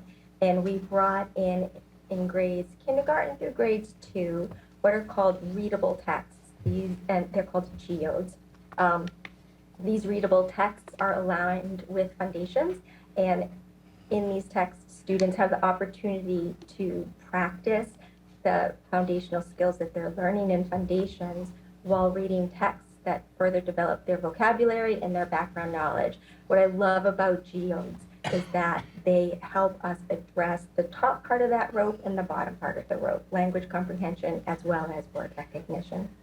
And additionally, grade 4 received some or participated in some PD throughout the year around vocabulary and writing about their reading, responding to text.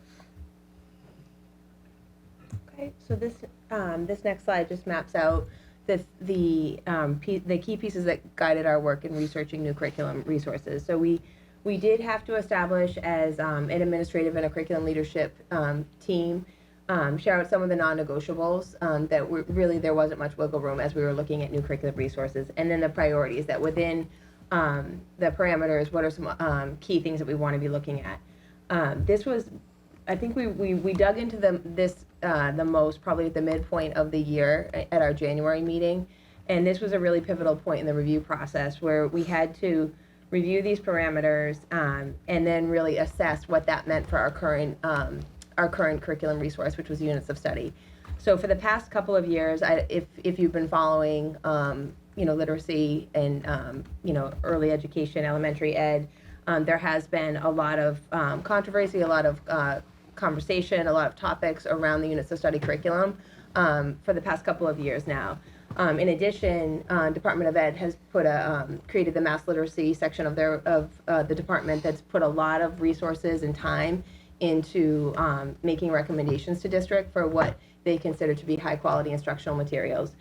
So at the January point, we had a lot to consider, I think administratively, and then also to communicate that out to the team, that we really found through our review process, while units of study has been in the district for a number of years and we've seen pockets of success in parts of the district, we were at a point where we were not fully aligned across our elementary level. We didn't have the coordination, grade level to grade level, school to school, to be following that resource now kind of we're saying with integrity. And I think the reason was that there was, I think, debate around the resource early on across our schools. Not all of our teachers felt that this resource was meeting the needs of all of their students, for a variety of reasons, in terms of how things were rolled out. We had pretty wide discrepancies. In addition to that, with all of the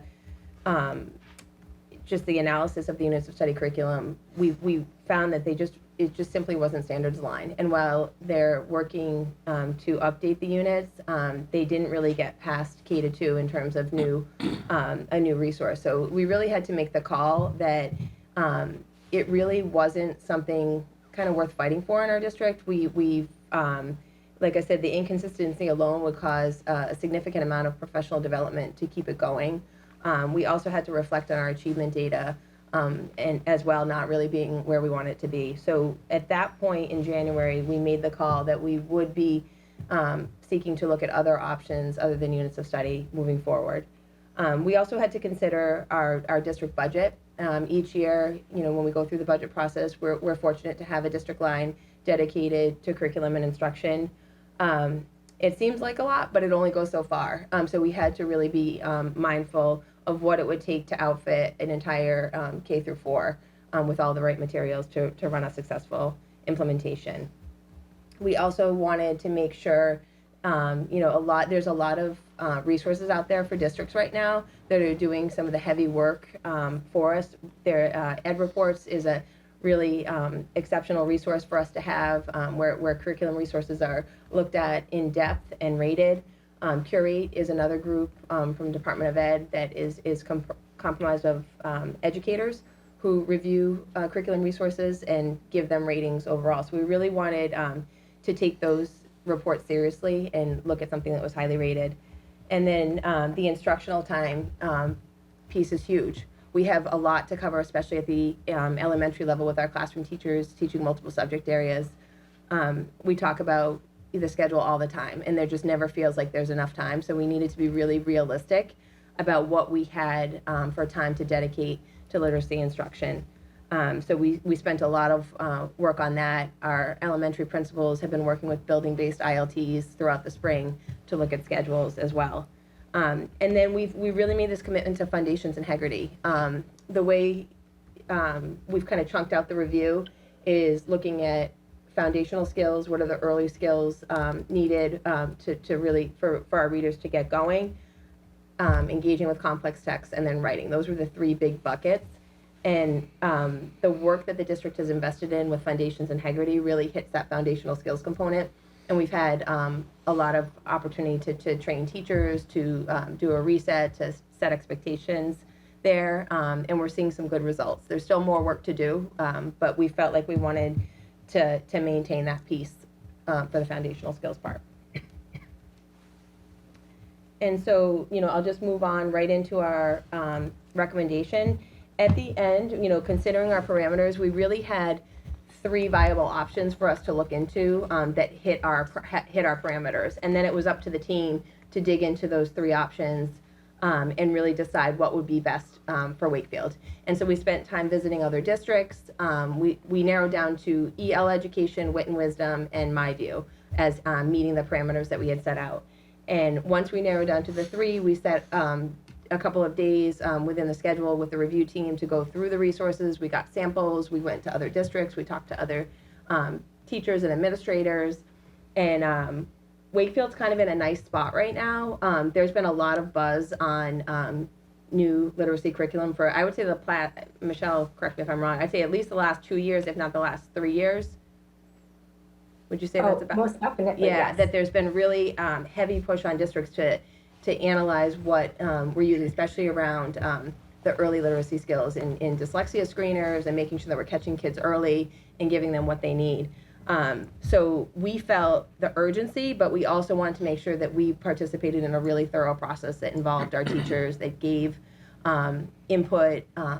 But so it was kind of that balance of giving time, but not losing sight of the urgency that our students require this shift to happen as soon as we can make it happen. So ultimately, we chose through a consensus process EL Education as our core curriculum resource. There were a variety of reasons why we went with this. I'll highlight some of the big ones. The team felt overall that the text, the different text options associated with each of the modules were engaging, they were diverse perspectives, they were developmentally appropriate. We felt like the module topics were also in line with what we would want to see in our classrooms at each grade level.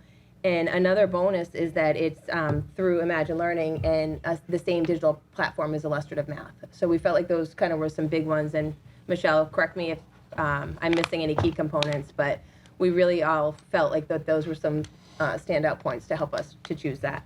And then I mentioned also, you know, for the foundational skills component, we're continuing with Heggerty and Foundations.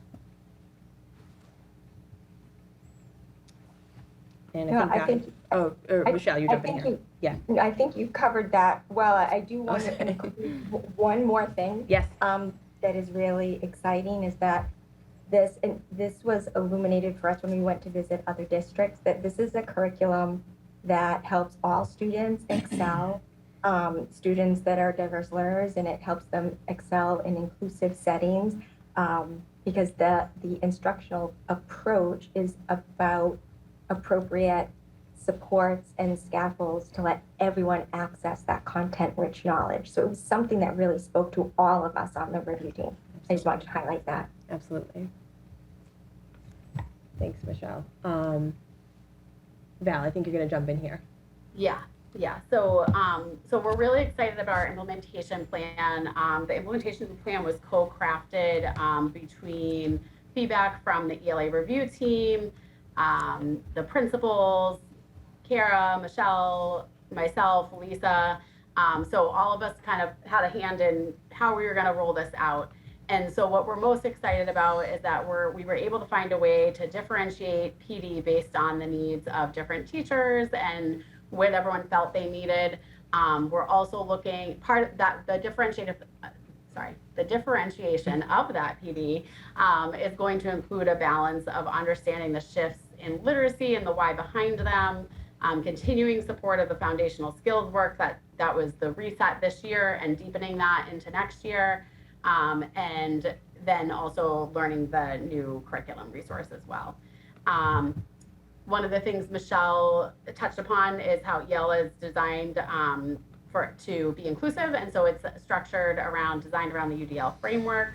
And one of the highlights of the work we're heading into this year is that we've formed an EL implementation team.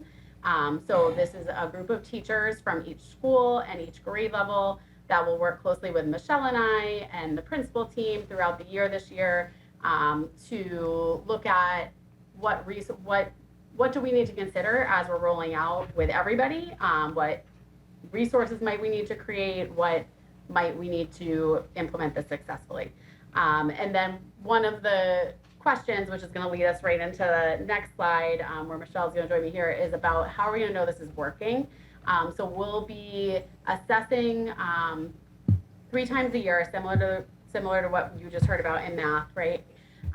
Using the DIBELS 8 screener in grades K to 4, and we're going to be using the iReady assessment in grades 3 and 4 for next year. So we will have assessment data coming in 3 times throughout the year.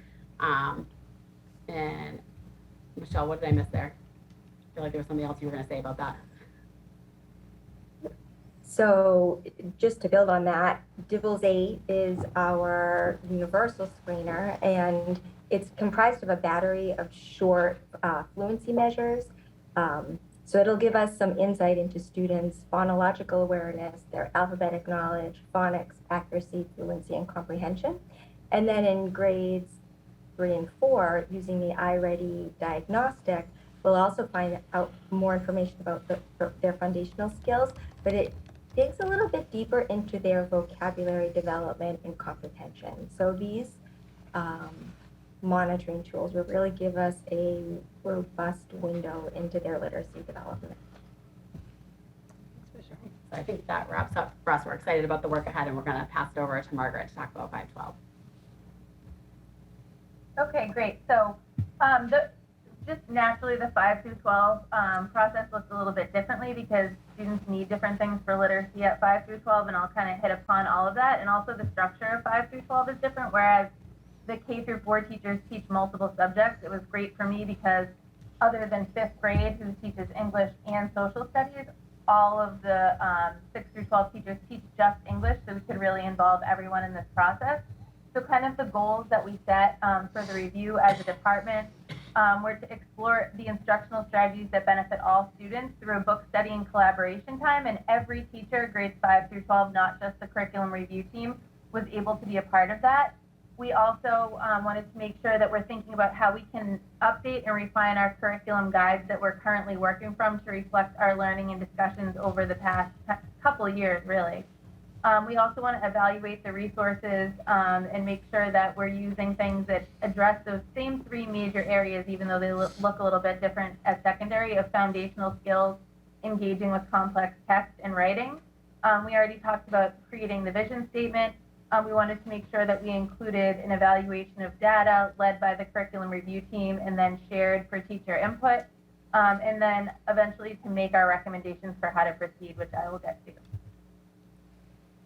So the book study for research that we explored was Cultivating Genius by Goldie Muhammad, and one of the reasons why this was a selected text is because it continues the work that we've done of how you design instruction and classroom structure that really meets the needs of all the learners in front of you, and it provides a continuation of the work that we have really been doing for the past 2 years in a way that's more concrete, with a framework and examples of how teachers can design lessons using that framework. So I just wanted to take a minute to highlight the work so far that the curriculum review team has done, and then the work that everyone in the department has been involved in, because I think a huge point of pride in this is that every teacher in the department 5 through 12 has really been heavily involved in the process. But kind of the more refined work that the curriculum review team was involved in was during the summer, kind of last summer, getting everything off the ground and deciding how this year was going to go. From September to October, we kind of reviewed the materials that we were currently using, what we've used in the past, and kind of exploring what's out there.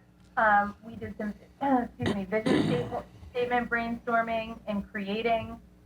We looked at really between that January-February period, the student data that we had, because that was after MCAS data had come out, when we looked at MCAS data over several years. And then we kind of, in March, looked at the options that were available and weighed them against a rubric that we provided, and that rubric is included and highlighted in the more detailed report that you guys have been provided with. And then essentially from April until now, we were working on deciding on our recommendation and communicating that final recommendation. So this presentation is really one of the last steps in that. As far as what the entire department, so all of the 5 through 12 ELA teachers were involved in, so the book study and discussion, and then as a result of that, really evolving and updating our curriculum guides. They had heavy involvement in brainstorming and, as I mentioned, editing the vision statement. And then we sent a lot of feedback surveys for input, as well as presentations of student data throughout the course of this, so everyone could have eyes on that. So ultimately, what we decided for our selection in 5 through 12 was to continue to use our grade level curriculum guides, and I've linked an example there. They're still kind of a work in progress. Some of our final work over the summer will be to make them kind of cleaner and more user-friendly, and then to figure out how to put them in a spot where they can be accessible in a parent-friendly way, so we can really communicate what's going on in the classroom. And then in conjunction with these curriculum guides, we're using Common Lit, which is a great tool for paired readings. You can find things that go with any book. You can scaffold it so that students can get differentiated readings at the level where they're at, but still accessing the grade level standards, and we're using that for reading comprehension benchmarks as well at the beginning of the year, middle of the year, and end of year at both Wakefield Memorial High School and the Galvin Middle School. And then for foundational skills, we're going to be using MEMBEAN at the high school, which is kind of a very differentiated vocabulary and word study program. And we're using Lexia Power Up at the middle school, which better meets kind of the need of word studying students that might need a little bit more practice with that phonemic awareness piece. It provides it for them, as well as grammar instruction. And then the thing that I think we're most excited about is that next year we're going to be adopting, and this is kind of our major recommendation, a systematic writing program in grades 5 through 12, which I will talk about a little more on the next slide. Oh, so I just wanted to show this quickly because I feel like it's kind of a miracle, if you'll notice. English teachers are a very passionate crew. And so to get this kind of consensus about what we needed, I think shows two things. One, that they were all on the same page, and two, that they've really recognized the needs not only from the data, but just from knowing their students and seeing their performance in the classroom, that really our biggest priority should be adopting and using with fidelity a writing program in addition to what we've kind of been evolving over the last 2 years. So this is, I'm super excited, and I think I speak for the entire department when I say we're really excited about adopting the Empower Writing Program. And one of the things that we really love about the Empower Writing Program is the fact that it really reinforces a process of writing that students eventually internalize and can use from early grade levels onto later grade levels. And another really exciting thing is not only are the English teachers going to be trained in Empower next year, but all 5 through 12 social studies teachers are going to be trained in it. The ESL teachers are going to be trained in it, and all of the special education co-teachers and language-based teachers are going to be trained in it. So kids are going to be seeing this process and this language in multiple subject areas and hearing that common language to help them really internalize the process and have common expectations and language around writing. So some of the reasons why we really loved Empower and decided to adopt it is that it draws on research to merge self-talk, dialogic instruction, and visual tools that really differentiate themselves no matter if you're a writer who is growing or if you're a writer who really thrives and needs to take yourself to the next level. And as I said, you can see samples of this program used from students that are, you know, entry-level 5th grade all the way into students who are in graduate school and still using some of these pieces. And I think a big part of this is it focuses on the how of writing and not the what. So it can be applied to any piece students are writing, whether it's, you know, a GDQ in history, it's a narrative in English, it's a lab report in science. So it's really super interdisciplinary. And it also is vertically aligned common language, which is really helpful because over the past 2 years, we've been really working to vertically align and get language around our rubrics so that kids aren't relearning expectations every single year and taxing their brains in that way. And this program is going to align perfectly with that. And as I mentioned, it's highly differentiated just on its own because it deals with brain frames, and some students might be adding 5 things, some students might be adding 15 things, depending on the point where they're at, and then that all comes together in the process of their writing. And because of how highly differentiated it is, it really embodies the principles of culturally responsive teaching that we've been trying so hard to incorporate, which just means meeting the needs of every very unique and individual learner in front of you. It's explicit and systematic, which is another great thing because it gets kids into a writing routine, but it doesn't get them into a writing routine where they're expecting the teacher to give them a fill-in-the-blanks graphic organizer, and then once they don't have that, they have no idea how to proceed. It makes it so they can see a writing prompt, break it down, and with a pencil and paper, create their own organizer once they start to internalize that self-talk and learn those strategies, which, as I said, they'll be learning in grade 5 on. So by the time they get to high school, this should be a process that is natural to them. And that kind of goes with, it just fosters that independent thinking that we really want kids to have around their writing and really around everything they do in English. So how are we going to implement and monitor this? So we are, as I mentioned, going to be, have already started to build an implementation team for this summer, where we're going to talk about just kind of some standard expectations across grade levels for things like MemBean and Common Lit, in conjunction with our curriculum guides, clean them up to get them to be more user-friendly and visually appealing now that we kind of have all the information in them, which has been really a 1.5-year long process. I mentioned this, but I'm just going to reinforce it because I think it's going to be so important to the success of this, is all ELA, all social studies, ESL, and special education co-teachers, grades 5 through 12, will be trained in this writing program and will be reinforcing it interdisciplinarily. So across the course of this year, ELA teachers will be piloting lessons as they learn each piece of Empower, and that will come along with coaching and modeling support provided, as well as discussion in PLCs and collaboration to support each other. We're also going to be engaging in collaborative action research with the Empower creators and trainers. We've already worked over the last year with the Wakefield Analytics platform to create writing benchmark data. So we have writing benchmarks at 6 points for students throughout the year. So we'll really be able to look at the current writing benchmarks and then look at them down the line to see, is this program improving the development of our students' writing? Because when you look at our data, that's really the piece that we need to focus on. And again, that's elaborated more on in the detailed report, what that data is, but our writing development data is significantly lower than every other piece of our literacy data, which is kind of why we thought this was such a priority. So we do have that already in place to really be able to track, is this working? Across grade levels, across single students, across populations of students. So it's been a while to refine, but we finally have a good system in place to track that. And we're going to have, as I said, the help of these Empower creators to really best harness and look at that data platform that we've already put in place.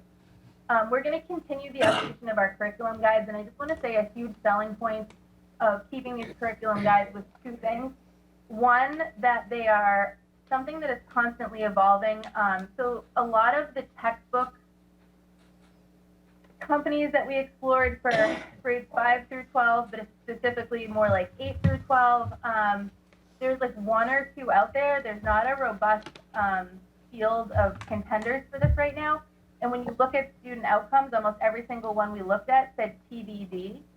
And once you buy one of these packages, you're kind of locked into that, regardless of if it's working, if it's not working, and it's hard to make tweaks. Whereas our curriculum guides are standards-based, they're skills-based, and they're going to be a living document that's constantly evolving as the needs of students evolve, as new materials come out, as more engaging literature comes out, and it really allows for, we felt, better meeting student needs and allowing teachers some kind of structured flexibility in engaging their students' interests. At the same time, we're using the Common Lit platform to do beginning of the year, middle of the year, and end of the year student reading comprehension data aligned with the state standards. So we're using the analytics benchmarks for the writing data, and we're using Common Lit for the reading comprehension data. And then the final thing that we're going to do in the implementation and monitoring is continue to provide surveys for teachers and students just about how it's going, where they could see room for improvement. Okay, and this next slide just breaks down the total cost for what, you know, all of these recommendations, bringing them to life, what that costs the district. So for the K through 4 adoption of EL education, we had made a commitment, you know, this year in terms of applying for a grant with DESE. Like I said, DESE's being very supportive of districts who are ready to implement high quality instructional materials. So we had an opportunity to apply for the grants that they were putting out, but with that you had to be ready to basically have a decision made by June of 2023. When we applied, we had our 3 narrowed down selections in play, and we were granted, we received the grant. So which was excellent for us, because if we had not received the grant, we probably would have had to stagger the implementation because we only have so much money available to us through local. While we did prioritize ELA this year with the review, it's still, the money only goes so far. The total cost actually exceeds what we have allocated district-wide for curriculum and instruction. So receiving the grant was huge. The total cost to get everything required and additional classroom library materials for K through 4 across the district was at $289,079, and we received $145,000 in grant money. And that, so you have the remaining number there that we spent from local money. We put all of our orders in. We're expected to get all of our resources this summer, which we'll start to organize. And then in terms of professional development, we also applied for another grant, which we received, which is excellent because it gives us time and money to pay teachers for time this summer. Val had mentioned that we have an implementation team ready to go of teacher leaders who will do some kind of work this summer to just get them a little bit further ahead to then lead their colleagues within the building. So we're excited about that. We have other professional development happening with teachers as well. So that money provides us with opportunities to provide stipends to teachers to do that work outside of contractual time. And then for 5 through 12, we were able to, work with our building budgets and local in our district line to help pre-order some of the materials that will be required for our Empower training. It's heavy on professional development, which you can't prepay. That needs to happen, as it's occurring across the school year. But we have talked in thinking about our grants, our entitlement grants for next year, that this might be a nice professional development opportunity to prioritize. So we're hoping to use grant money as much as possible to fund the Empower training. And again, it's really, it's going to be widespread across our ELA department, our social studies department, and then our paraprofessionals and special education teachers as well. So we'll get a lot of people trained. And then Margaret also just added in the yearly cost for Common Lit, Membean, and Lexia Power Up there as well. So that's just the financial breakdown. But we're in pretty good shape in terms of ordering and funding. And then we're just left for questions, so. Yeah, Pete? I just had a few quick questions. In terms of the rollout schedule, is the plan that next school year, both of these programs will be in place? Or is it the year after? Yep. So one of the things that we did for the K through 4, I could speak in two different parts. So for K through 4, we provided implementation pathways to give teachers options because we are moving at a relatively quick timeline, especially considering the elementary level, just only on year 2 of a new math curriculum as well. So we wanted to give people differentiated options to kind of roll out the new program. The first was to choose to be a teacher leader. The second was to be a 23-24 adopter. And the third was to be a 24-25 adopter. So the expectation is that our entire elementary level will be rolled out for 24-25. We do have a large majority that felt ready to adopt for 23-24, which we're excited about. But there were some requirements attached to that. We weren't just going to just say, here you go, here's the new curriculum. We really, really wanted to be thoughtful around the professional development that was required ahead of time. So those teachers are coming in over the summer. So any of the And then, sorry, just to speak to Empower too. Empower will be, everyone will be trained in Empower next year. We did have Margaret and some other teachers took the course this year, and but next year the expectation will be all ELA and social studies teachers 5 through 12 will be trained. And that training, though, is happening throughout the year, not just at the beginning? Yes, correct? it'll be throughout the year. We'll start with a full day on September. We're looking at one of our full days in September to kick off the year, and then we'll be looking at our 8 half days for that time. One of the things... So I was... Go ahead, Margaret. Oh, I was just going to say, essentially, everyone will be trained in the brain frames, which are great because they can be used across the board for reading comprehension, for notes, and they're the organization piece of Empower. But otherwise, at each of the 8 half days throughout the year, they'll be trained in a piece of the Empower process. And in between each of the half days, there'll be time for us to collaborate, design lessons, implement that piece, see how it goes, come back to the next PD with feedback, and learn the next piece. And then by the end of next school year, everyone will be trained in the full program and ready to fully implement in the following school year. And my last question is, on the training, one of the things you had done for math was attempted to train parents as well, to give them some idea of what the curriculum looked like. I know we didn't do the best job informing parents of that, which, hopefully this time we could do a little better so more parents know that date is coming up. But I think giving parents the ability to see some of this curriculum and see what it's going to look like would be good, so they're not seeing it for the first time when their kid brings home something that looks completely different than maybe they've seen before when their kids were in school. Absolutely. Yeah, we can definitely think about different ways to weave that in, whether it's back to school nights where we do, curriculum overview, parent university as a space, or just other. But I think the parent piece will be huge. Any other questions? I don't have a, Yeah, I was just going to say, I don't have a question, but I just wanted to say how thoughtful and how comprehensive this presentation was, and I really appreciate it. It was a lot of information, but it was so needed. And I'm really looking forward to having one writing structure for the grades 5 through 12. It's really helpful across all, the humanities. So I'm really excited about this. We're really excited Yeah. about that too. Yeah, just to have that. Just yeah, it's so, great. just even thinking about our students, just every class they go to, switching gears, switching expectations, just to have that consistency should Have that really be huge. consistency, yeah. Yeah, it's the teacher feedback in me. Sorry to be okay. So I think I could just see it like rolling out really well next year in like 5th through 8th. Are we anticipating not even teacher pushback, but student pushback in the later grades? I could just see like, all of a sudden if you have someone that's, been trained, I'm not saying like the old system was good, like we're obviously changing for a reason, but I could just see like high school sophomores or juniors being like, oh my gosh, I got to switch this thing I've never done before. I could just see a lot of high school pushback, not in the middle school, but initially, and that'll iron itself out like a few years from now. But I don't know if we were anticipating. Kevin, it's almost like you've worked with high school kids before. especially with different writing. Yeah.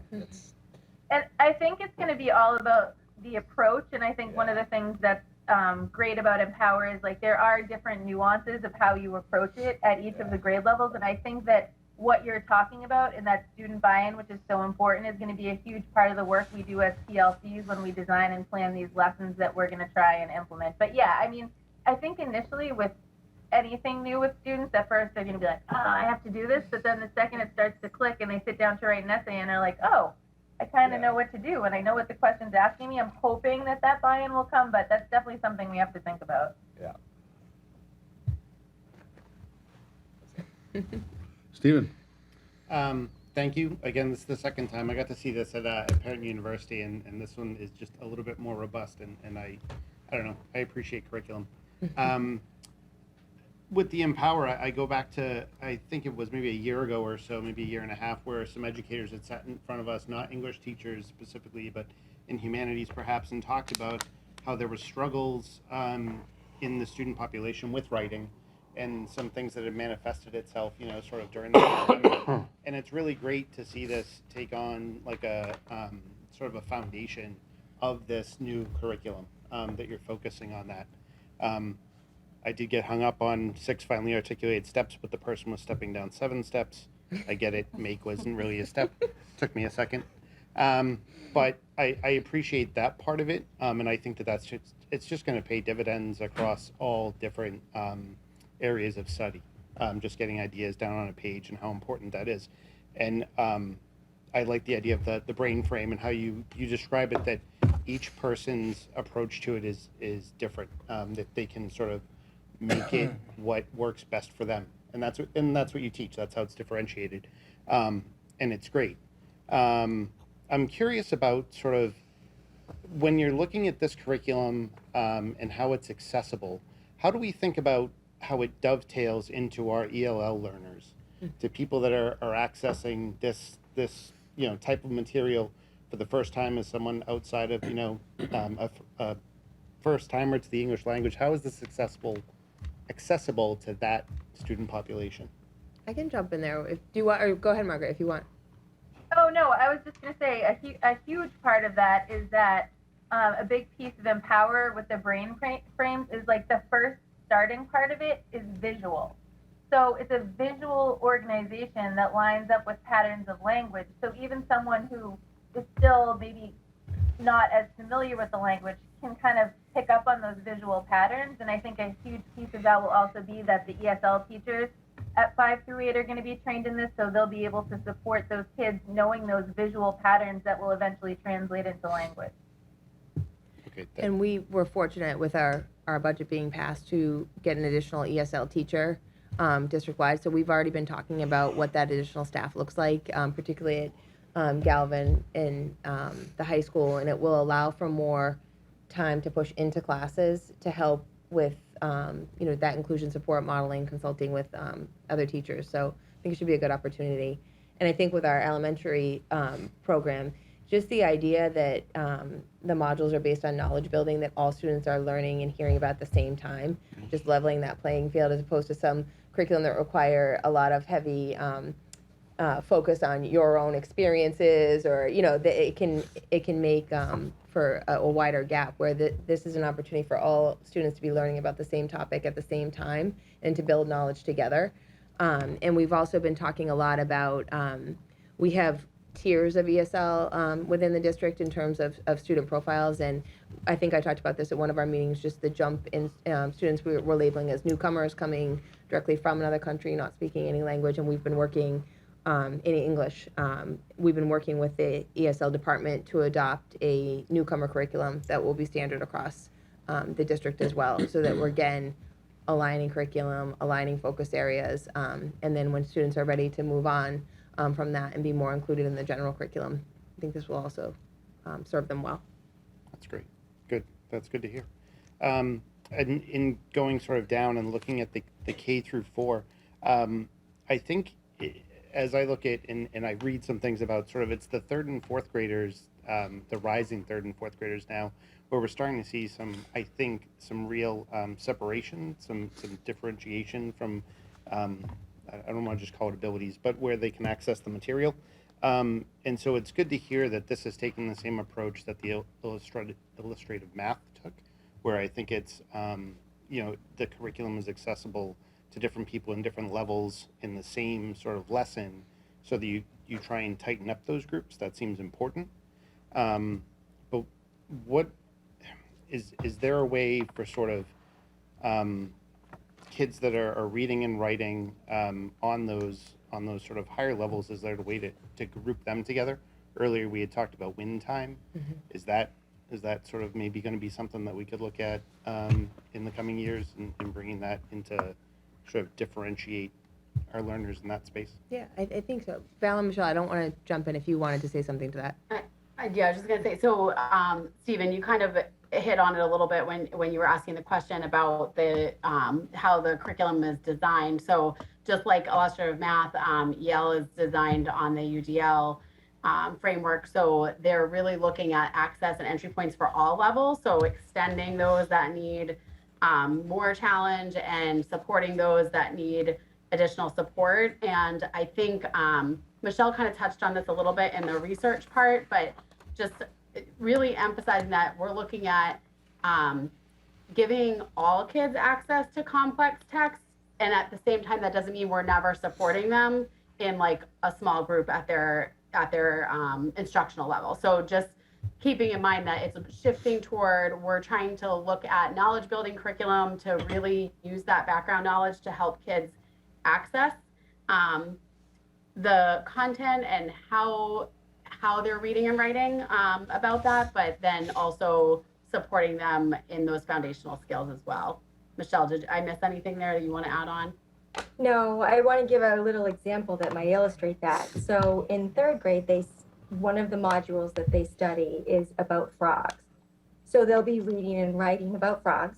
And there's a core text that I can't remember the name of it at the moment, but a core nonfiction text on frogs that the whole class will read. But then there's a variety of ways to differentiate so that students that are able to do more and read at a level higher than grade level expectation will be reading text sets, different texts about frogs that are at a higher reading level to further extend their knowledge about frogs, and then they will be able to incorporate into their writing about frogs even more content and even greater, and demonstrate an even more robust level of understanding. So I hope that explains a little bit about the ability to differentiate. It does. Thank you. Any other comments or thoughts? Okay. Well, thank you again very, very much for the presentation and for the depth of work that took you to get not only here tonight, but less importantly before us, but for all the work that's going on the with the teacher teams and that you're making this progress. So thank you all very much, and a nice job on the grants. Oh, That's yeah. I don't remember hearing that before, so that's a terrific Really good. yeah. Yeah, and I just really want to thank our elementary teachers as well. Just I know that we all feel this. We really feel like we have some nice momentum going right now, and there's a lot of change happening in education right now, and I think it's nice to have the overwhelming sentiment be that we need to do this for our students, and this is important, and so I think that we have some really nice momentum going right now, which is really positive. Good. I think we'll make for a successful rollout. Excellent. Thank you. Thank you all. All right. Great, thank you. Thank you. Thank you. Thank you. We have such a terrific kind of governance structure for curriculum. And I'm glad, Tom, you made the point about the securing of the grants, because that accelerates us by about a year, right, in regard to the work, and it also opens it up not just by a year, it also opens it up for K-4 and 5-12 to get going there. Next up, we have on my agenda, we have item E, which is the Warrior logo presentation. So I shared with you all earlier this evening, or earlier today, these two images. We have Morgan Gennati with us on kind of Zoom, joining us by Zoom tonight. Hello, Morgan. Hi, Morgan. How are you? And so Morgan is the artist. I'm good. How are you? Morgan is the artist that created both of these images. Morgan, do you want to talk a little bit about the process and kind of the images? So right now, both images are being presented side by side on a screen here in studio. Sure. So thank you for having me. It's always nice to have the artists talk about their work. And so I do want to say straight off the bat that I know this process was longer than everyone thought there was going to be, but I have a day job. So so I've been graphic design, if you don't know, and I do graphic design on the side. So this is something that is very personal to me as well, not only being a Wakefield educator for 13 years, but being a graphic designer. So these are the two logos that we ended up coming up with. I actually started with the one on the left, something similar to this. These are many iterations down the line. I do a lot of different versions of these things. I got a lot of feedback from the art department. And so I started with the one on the left, the one that has the circle. So I'll refer to them as the circle and the shield, just for clarity purposes. So the circle, and they both have watermarks on them right now because they both have not gone through the correct programs to make sure that they're the really highest quality. So I just want to make sure that if one moves forward, then I do get the highest quality version out to everyone versus having something that's not refined yet. So again, one on the left, the circle one, and this was kind of where I started. The logos that I have typically done in the past and designed in the past have been more business logos. So tops of letterheads, the Wakefield Public Schools logo, something that's going to be really simple, can be very small, and can photocopy well. And so that's kind of my foundation. So it did take a lot of versions to get to this point, but I was really focused on having an imagery part that isn't just the red W and add something else to it. So I came up with this lightning bolt idea and started again with a really flat color on the left because that's how I work. And then, after I sat for a little bit with that design and really, let myself marinate on it, I was like, this is kind of what I always do for the type of business that I would work with. But I have never done a sports logo before. So something that's going to be more on a jersey. Do I have a... No, I didn't know if somebody was trying to ask a question, but something that's going to be more on a jersey or on, the side of a helmet or something of that thing. So I kind of took that same idea and made the one on the right, which would be the shield one that has the more dynamic feel of it. And so that one is kind of also like up high in the sky type of version. People that know design will probably say, well, there's kind of like a glow in the background and there's a gradient. Those things are hard to print. That version can be kind of dumbed down, I guess, for lack of better terms, to be more clean. So there's not those like changes in colors on there. But the idea with the one on the right is that it could function in different pieces. It could function as just the text. It could function as just the W on the shield. It could function both together, but it can be separated as well if that one would be one to be moved forward. So this has gone through. I've gotten a lot of feedback. I got feedback from my students, my graphic design students. I got feedback from some of the coaches in school.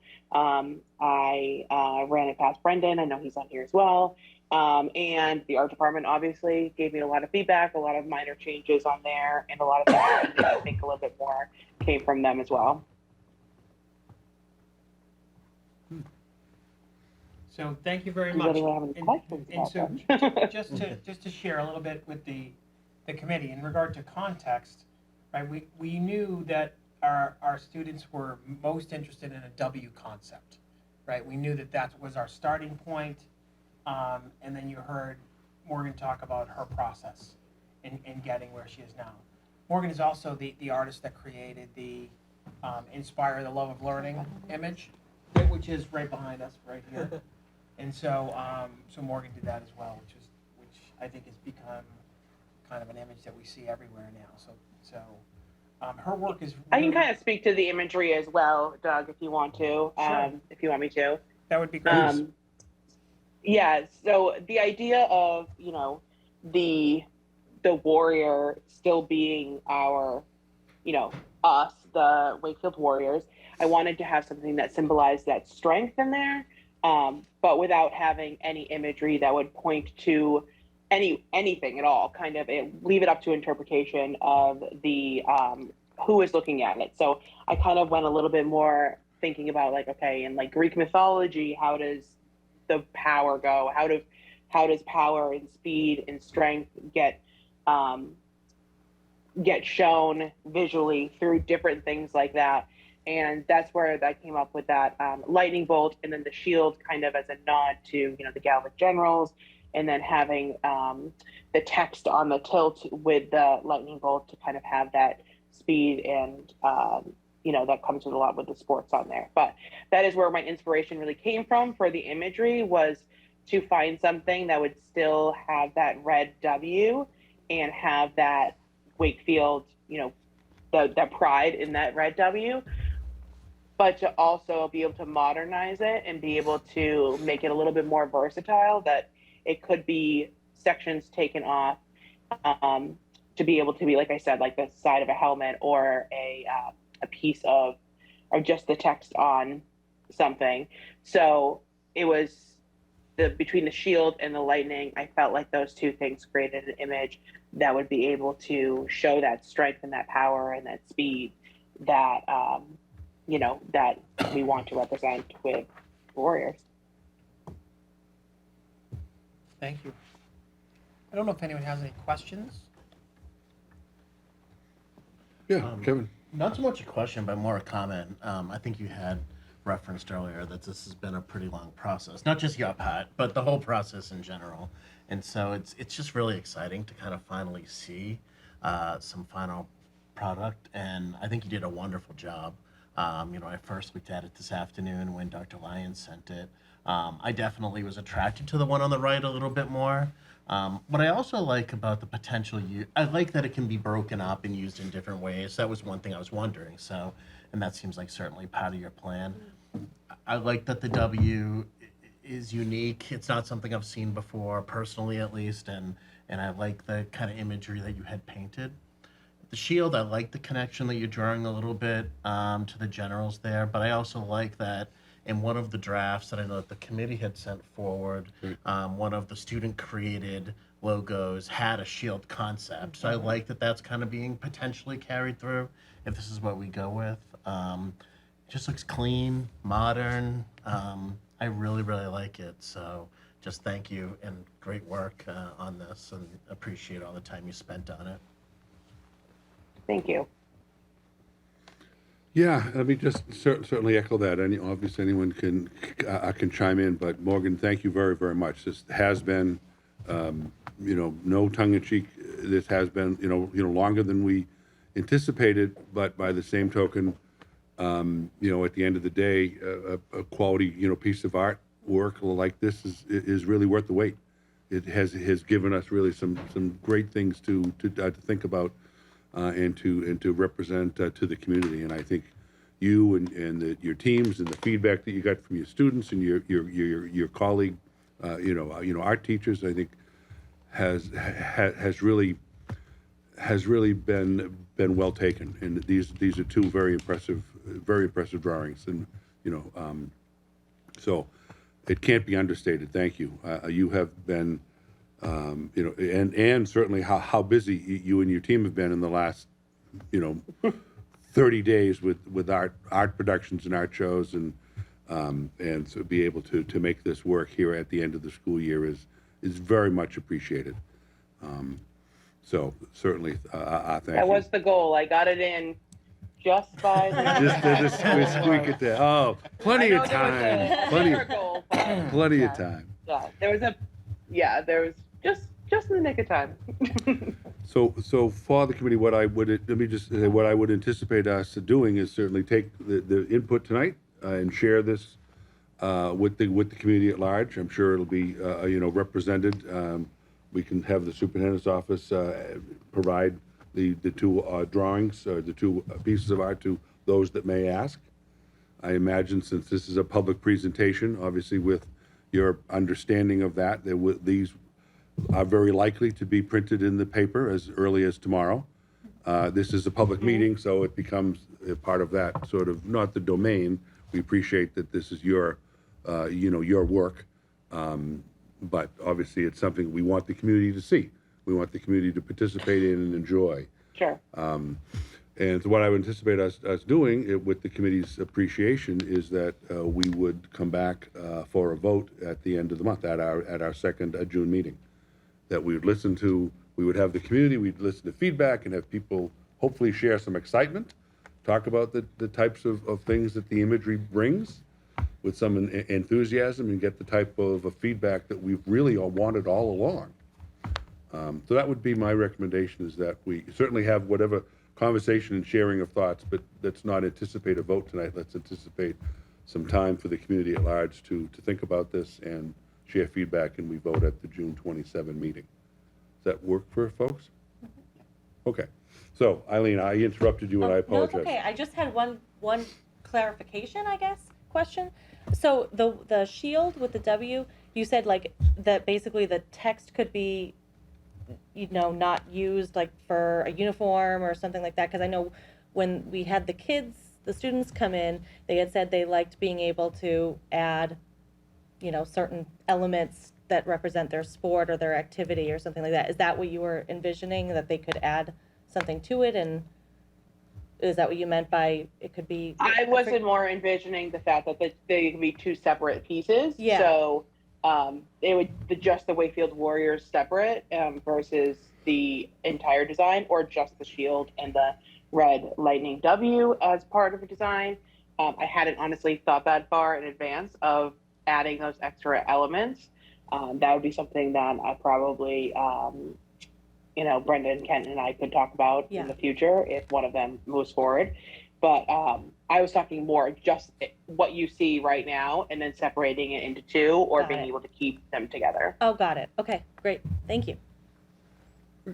Yeah, Stephen. Just exactly what you're saying, Eileen, is what I remember is when the students sat here and when we talked about sort of the logos, they talked about the previous sort of the one that had been adopted that we didn't move forward with. When they sat and talked, they loved the ability. They were putting soccer balls on the front of it. They were putting like a treble clef. They were putting like a drama, lacrosse. So they found all of these ways to sort of make this symbol their own for their party. So they were part of the collective community, but also felt that it was something that they could take ownership of. And the way that you had talked about it, Morton, is just in that same way. When I heard you talk about it, sort of that separation and taking pieces, that's what I saw sort of, again, to have flexibility in that, but that the community as a whole can take ownership of it.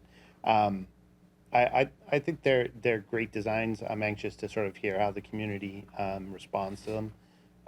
And I really appreciate sort of your collection of ideas and other views as you sort of form these images. So thank you for the work. Thank you for collecting sort of opinions and viewpoints. They're good work. Thank you. Yeah, Pete. Thank you. Morgan, I have a question on the colors. When printing on shirts, I know there's like a cost depending on how many additional colors you have. Do you envision that either of these could be done with just, for example, one additional color? Or do they all require many? Because when I look at the one on the right, and I'm like the worst person with colors, given I'm colorblind, but I see so many colors on the one on the right that I'm like, that's probably like $50 to print a t-shirt. So do you envision that the one on the right could be done with just one color other than the white? Or would it require many, many? Because then it starts to make everything cost more money to print. Right. Yeah, that's definitely something that I thought about because I do actually have other versions of this one where there is no gradient. It's just a solid color on the bottom. There is no glow around that background lightning. It is just solid white because of that printing. So it really depends on the printing company. It can definitely be brought down to less colors. Originally, the design didn't actually have any black in it, but then the feedback that I got, the black added a lot of contrast and definitely enhanced it. So I originally started with just the red and the grays, but it depends on the printing company because if they're using a technique like sublimation, they'll be able to use the entire design as is. So this is something that I think Brendan had mentioned to me that he would want to send over to his printing companies and be able to get that feedback on there. But the design itself would stay relatively similar because I have those versions already kind of working. So this is kind of like I said, like the pie in the sky one, like the one that if you could use all the things on it, but that might not be the case if it comes down to printing costs. So I think some of that feedback would be useful prior to the vote. I'd hate to say, I'll just use an example, the shield people love, and then we find out it's going to be a fortune for people to print, and then we're going back to the drawing board where the one on the left is much more simple that I can't even tell how many colors are in it given my just lack of ability to see some of them, but it seems like the one on the left is more simple that it would, even if you just made it, I don't know, one color, it would probably look okay. Right. Yeah. So, Brendan already mentioned that he wanted to send it over to the printer, so that will definitely be able to get that information to you. Great. And I will echo what everyone else said. I appreciate how much time you've put into this. I'm definitely new to this process, so I can't take any past responsibility for how long it took to get to this point, but I do appreciate that it seems like we're finally getting close to the finish line. So I'm glad we have a date where we can maybe conclude on this soon, this month. Yeah, you know what, Morgan, I'm grateful that we hung in there with you, and I think you delivered here really remarkably well. So I thank you to you. Thank you to Meg McKenna, who came to us earlier in the year and said, the art department needs to be part of this, and I think you did a great job. I really do. I really like the images, and you know what my preference is, and so I feel like, I think you did a great job. Thank you so much. Yeah, That's a cliffhanger right there. Tell us. That's a preview. Morgan, if I could, following up on Pete's question, just for clarity within your artwork, how many colors are in these designs? 3? Red, black, and if you white? could bring them up again. There's grays in both of them. Both of them have a kind of a drop shadow on them that would be, could be only one darker red. So there's a bright red, a darker red, a black, a gray, and a white. So it's 5 colors, but could probably get down to 3. Like I said, like the darker reds could all be the same color, even though they're 2 different colors there. So it's 5 colors as of now, but it also makes a difference on what color you're printing it on. If it's printed on a gray shirt, then that gray is not going to be a color. If it's printed on a white shirt, the white's not going to be a color. It's just going to be left blank for the color to see the shirt color underneath it or the jersey color underneath it. So even though it's 5 colors, it probably would end up actually being 4 because of whatever it's printed on. Right. Okay, good, thank you. Morgan, Okay. thank you so much. Again, thank you so much. And will you be able to join us in 2 more weeks, and not to bring you out for another night, or 3 weeks, but we certainly, if you have anything else to share, you're more than welcome to do so. I know that's after school and everything, but we don't want to just have you walk away from this process, because you're such an important part of it now. Thank you. If I can, I will be there. Terrific. Thank you so much. Thank you. Thank you. Okay. Amy, any thoughts? No? Okay. Thank you very much. That concludes my agenda for the evening. Thank you. Okay, moving on to subcommittee reports, item 11 on the agenda. The first subcommittee report of Finance and Facilities, while the Finance and Facilities Subcommittee has not met, one thing I would like to ask us to consider is in following up on Christine's presentation, remarks rather, from earlier tonight. It would probably be appropriate for us, given as we are closing down the budget, we want to be able to provide as much instruction to Christine, not on June 27th for a June 29th close. So she did mention a couple of things in her remarks. I think it would be appropriate for us to endorse the business administrator and the superintendent's recommendation for a prepay of special education, not tuitions. I don't think we want that, lingering, especially at the dollar amount that we have available to make such a contribution and help offset some future costs of special education. So with that in mind, in support of the administration's recommendation, I would make a motion, move the school committee approve the prepayment of up to $500,000 from the FY23 budget balances for FY24 out-of-district tuitions to special education programs as designated by the administration and as allowed under Massachusetts general law. Second. Any discussion? Did I say that all too fast? We remember, I know it was like 3 hours ago now. What's happening? So, When we prepay, it comes out of is it a circuit breaker account? Wait, no? No. No, it comes out of the local budget. comes out of the local budget. So these are available balances that exist in the close down of this year's budget. So it's going to save money in next year's budget by using available balances that were intended for things like special education this year that will be used to help offset future costs. Oh, I thought out of district was in a certain account. No? Well, it's on a line in the school budget. Right. So circuit breaker is money that we get back from the state. It's a Right. reimbursement account. Oh, okay. Right. There was an account, there was an account that Dan Sherman talked about that funded That's special circuit education. breaker. That is circuit breaker, Okay, but that's we're not not this. using this money. No. We're using extra money we didn't spend this year in the local budget, even though we have money in the circuit breaker. Correct. Correct. Okay. Because we have, over the last couple of years, worked pretty hard to maintain appropriate balances for extraordinary needs. And especially when we've talked about pretty much all year, and certainly during the budget process, right, we've talked a lot about getting ready for FY24 and even FY25 and 26, about hitting the bit of a fiscal cliff when the federal COVID money dries up. We have lots of things that we're need to make some difficult decisions on next year. So the ability to maintain those balances for the specific purposes as allowed by law has been an important part of the last couple of years' budgets. And this would be consistent with that. This is money that was intended for this purpose that will continue to be so. But I'm only bringing that up because we don't want Christine to be saying, I wonder what the school committee thinks on June 27th, when 3 days away is June 30th. So that's why I thought it might be appropriate for us to have this conversation tonight. It just seems like a big amount to have extra.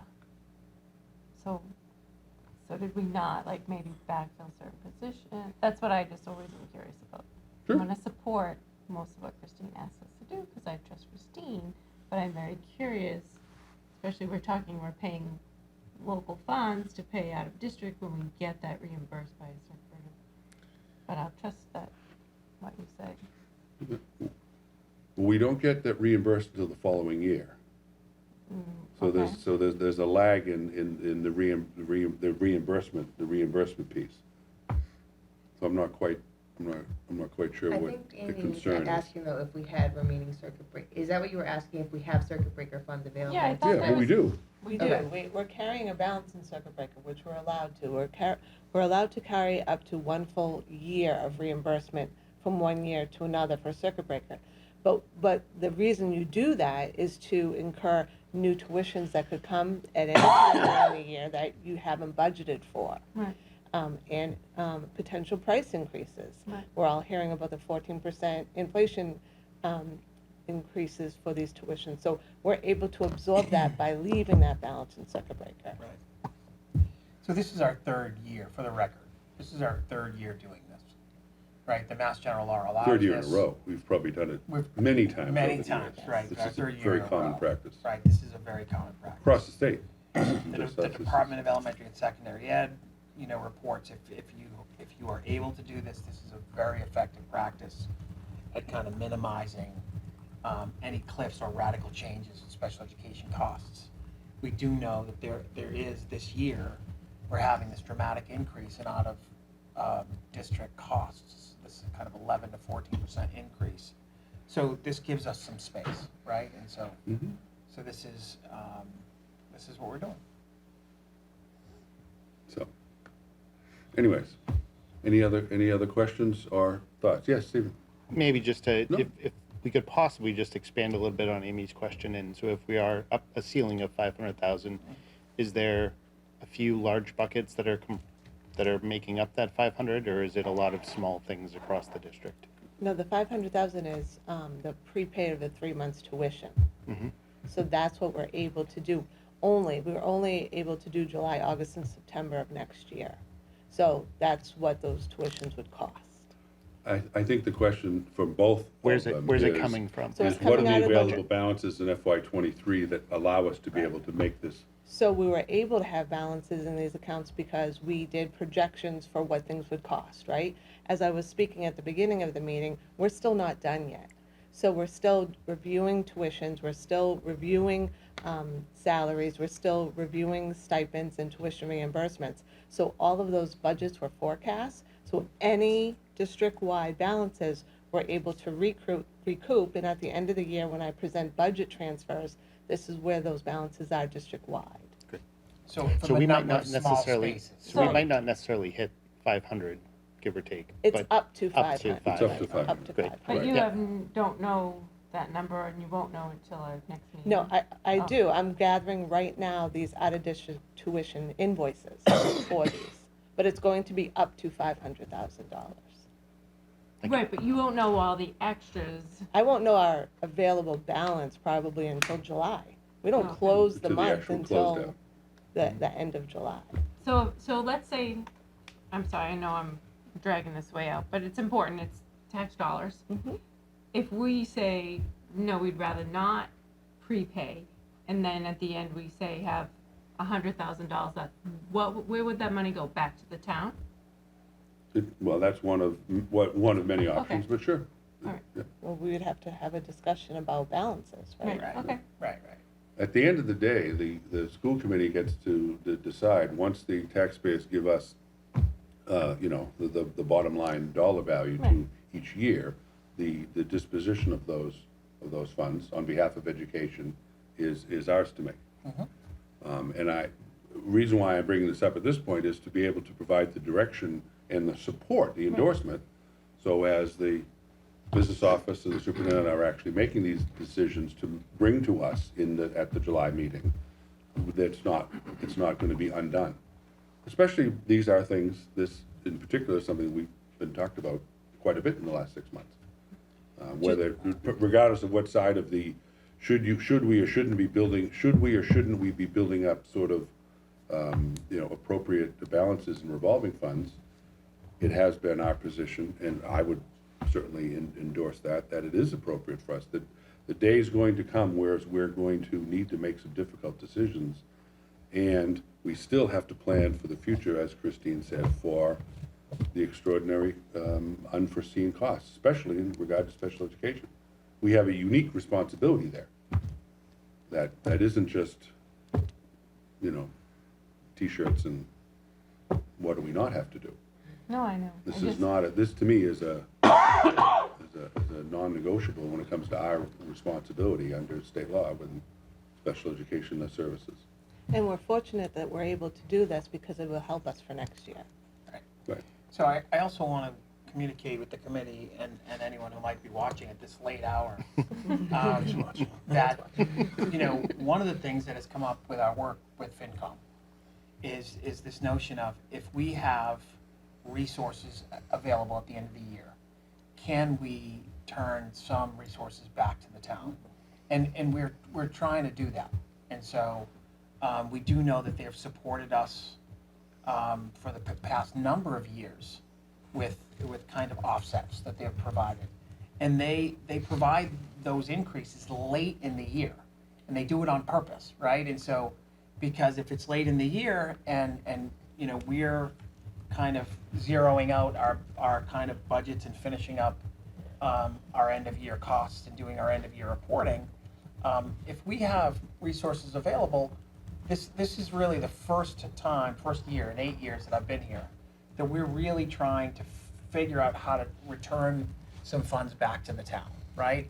And so we're looking at doing this in FY23. Our FY24 budget that was proposed was decreased by $500,000, right? And so, we're using offsets from our revolving accounts, not from Circuit Breaker. Circuit Breaker is not a revolving account, right? And so I know that Dan Sherman refers to it as such. It is not a revolving account. Nor is it free cash. Nor is it free cash. None of our revolving accounts are free, quote unquote, free cash.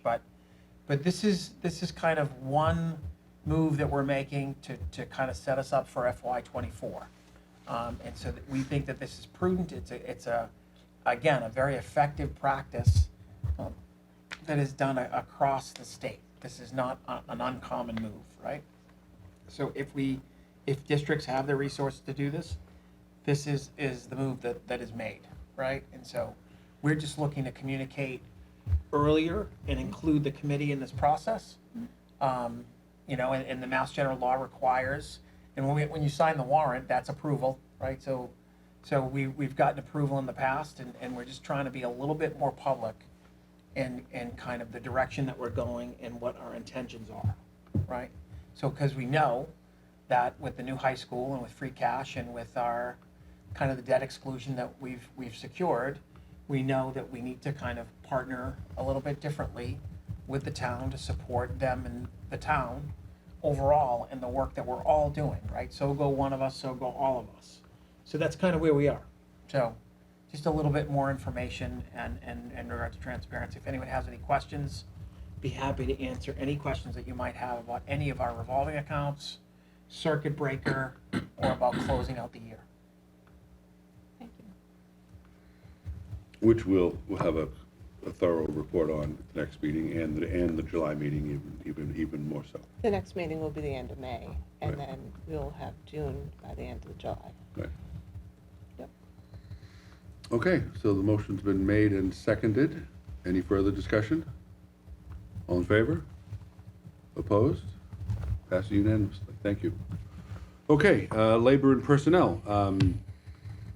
We have not actually met since our last meeting, but we are doing so later this week, Thursday and next Tuesday, tomorrow. No, Thursday of this week and next Tuesday, I believe, right? So we'll have certainly some information to share at our next meeting about the progress, which has gone quite well. So, student services, Amy. We have not met, but we do owe a final report of the survey that was in like November. It's not funny. I think about it a lot though. So next meeting, we'll commit to giving a short synopsis. where Sure. we ended. Okay. Thank you. Policy and communications, Mr. Ingles. Yep. Policy and communications met last Tuesday.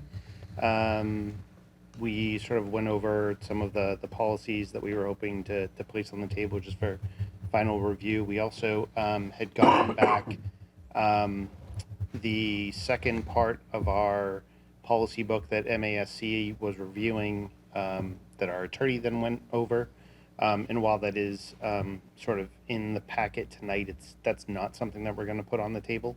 It's still kind of under consideration sort of in the subcommittee. So hopefully that'll perhaps be put on the table in our next meeting.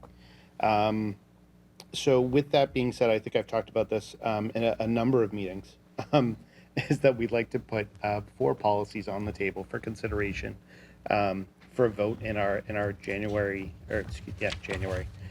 June 20, let's roll the clock back, June 27th meeting. So there are 4 of them. Again, I'll just quickly, and so one is about the public participation. So the state Supreme Court talked about some language that is in public participation policies that is restrictive on the type of content that people can share in public participation, that is restrictive. And so we would look to sort of remove that language from our policy. There's another policy that is a draft policy on the public's right to know. It's sort of a more formalized framework on informing parents and caregivers sort of what information they have access to and how best to access that information. Some general instant links, hyperlinks into some Mass General law that can be informative. We have a draft policy on student member sitting in attendance with us on the school committee. Something, provisioning sort of 2 seats at the table for student members to be a voice. I think we talked about it earlier. I think Molly brought it up, how important it is to have that student voice, and how helpful it can be as we talk about certain things that are important to the district. And then lastly, that first section of the policy book that was gone over by MASC and looked at by our attorney has a lot to do with sort of Title IX and our bullying policy. And so that's been gone over, and we feel like it's sort of ready to be reviewed by the full committee so that we might take a vote on it. So that's Series A. That is Series A. Right. Correct. So foundations and basic components, Yep. right, which is the 100 series in our current book. Correct. Thank you. You're certainly welcome. Sorry to interrupt. No. The more clarity, all the better. And so I don't know if Eileen or Kevin have any additional points. Not section No, B. not section B yet. So if I assume we're going to discuss them. Yes, Next, yes. the next session, not today.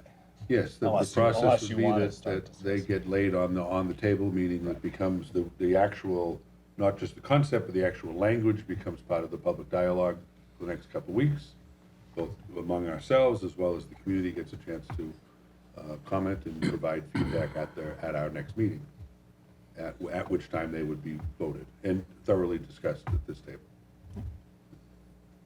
But they need to be officially laid out there formally for public review. So with that in mind, I'd like to make more than a few motions to put these on the table. Please do. So I would move that the school committee place on the table for 3 weeks consideration and vote at the June 27th, 2023 school committee meeting, policy number 217, public participation, as presented. Second. Motion made and seconded. Any discussion? Seeing none, all in favor? Opposed? Passed unanimously. Next. I move that the school committee place on the table for 3 weeks consideration and vote at the June 27th, 2023 school committee meeting, draft policy, public's right to know, as presented. Second. Motion made and seconded. Any further discussion? Seeing none, all in favor? Opposed? Passes unanimously. Next. Move that the school committee place on the table for 3 weeks consideration and vote at the June 27th, 2023 school committee meeting, policy number 221, student member, as presented. Motion made and seconded. Any discussion? Oh, Okay. just one quick question. So that one is an ad, that's not, right? It's an These- ad. Is this a new policy or no? Student member. Oh, to add the okay, gotcha. All right, sorry. Yep. All set. Okay. Motion made and seconded. Any other discussion? All in favor? Opposed? Passes unanimously. And lastly, I would move that the school committee place on the table for 3 weeks consideration and vote at the June 27th, 2023 school committee meeting, school committee policy book section A as presented. Motion made and seconded. Any discussion? Seeing none, all in favor? Opposed? Passes unanimously. Okay. We will attempt to have one more policy and communication subcommittee meeting, likely next Tuesday. And we will probably talk a little bit about policy B, and then if there's any further sort of subcommittee talk about the 4 policies that we've already placed on the table, we might. Great. Well, thank you. This is a tremendous body of work, so thank you to the 3 members of the policy subcommittee. This cannot be understated, the amount of work that the 3 of you have put into this year to bring us up to speed on lots of policies and just a reorganization very, very nicely. So it's a ton of work. And it often goes very unnoticed because, policy isn't always the sexiest, most exciting part of the night, but it's important stuff. I'm sure there's a lot of people watching. Yeah. Sorry, Eileen, I didn't mean that the wrong way or anything. Just Depends on what you consider. I would also say, sort of Dr. Lyons' partnership in this is couldn't be understated. Indeed. Couldn't be overstated. Sorry. Thank you. Okay. We can't be responsible. Yeah, We've crossed the line. Liaison reports. Any members have a liaison report or to share? Yes, Stephen. So I attended a CPAC meeting Monday, and the discussion was on the tiered focus monitoring, and there was a readout again from Rosie Galvin, sort of a mirror of what she had presented to us, the positive findings from the review, and the readout to CPAC. There was a lot of talk about the CPAC's attempt to reach out and talk to other people in the student community. And one thing that struck me that I really feel like it needs saying is that I feel like people think of CPAC and students that fall into that space as being like narrowly focused. And I think people need to maybe be more aware that we have a large number of students in our district that are on IEPs that are like CPAC by definition.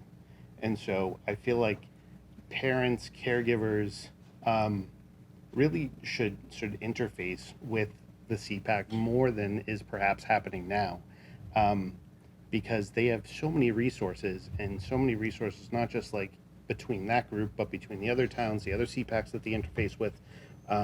It's just this whole mosaic. And for whatever reason, if it's a stigma, people just don't feel like they're a part of that. But they are. And you don't have to find the solutions to your questions all by yourself. There's this whole mechanism and cosmos out there that you can just tap into. So I would just urge anyone on any level that has a student that accesses additional supports within our district, just think about reaching out to CPAC. If you're having a challenge on a path, trying to navigate a space, their advice, their experience is invaluable. And I just think more people should reach out.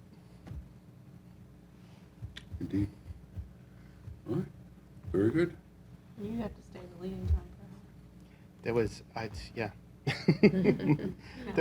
they're all good, I loved HRC, I love CPAC. Yeah. No, I just Great groups. before so CPAC I've known because I have a child on an IEP, but before Stephen was the liaison, it was Mike. And Mike was new to it too, so I find it interesting when parents that aren't normally exposed to CPAC learn about CPAC. It's exciting, right? And I love it. So thank you. Yeah. Pete. And I will say on that topic, I had a conversation with a parent today who could use those resources and wasn't even aware they existed. And I'm like, you should reach out to CPAC, gave them the contact information, because I believe they can help you with a specific struggle you're having with the services for your child. So I completely agree with everything you said, Stephen. Thank you. Thank you for making the connection. So I think I would add to that, with the permission of the chair. CPAC is a wonderful resource for every single student Yeah. issue that you might be thinking about, right? And so it's not just about special education, right? And so if you are curious about the Executive wind function. block, if you're curious about intervention, if you're curious about acceleration, if you're curious about any number of things, the parents in that group are just so giving. Anne Herzog could run a small country, right? And so she is just, her motivation and the motivation of the CPAC leaders are to help people, period. And so they're kind of wonderful resources and wonderful advocates. I'll leave it there. But great point. Thank you. Okay, item 12, future agenda items and next meeting. As always, if anyone has anything they would like on an upcoming agenda, we can make the comment now or certainly reach out. Stephen? School start times. School start times, that is, we discussed that? Okay. We discussed that You for, already added 4. it is, we decided not to put it on tonight. I get mine. We have time. So, yes, but there was a hit parade of a handful of items that are left that have yet to be brought forward, that probably right now is at the top of that relatively small list. It's been shrinking for months, but yes. Kevin? Data presentation for student growth over the course of the school year. That's also on that list of, for the next, for an upcoming meeting. Yeah.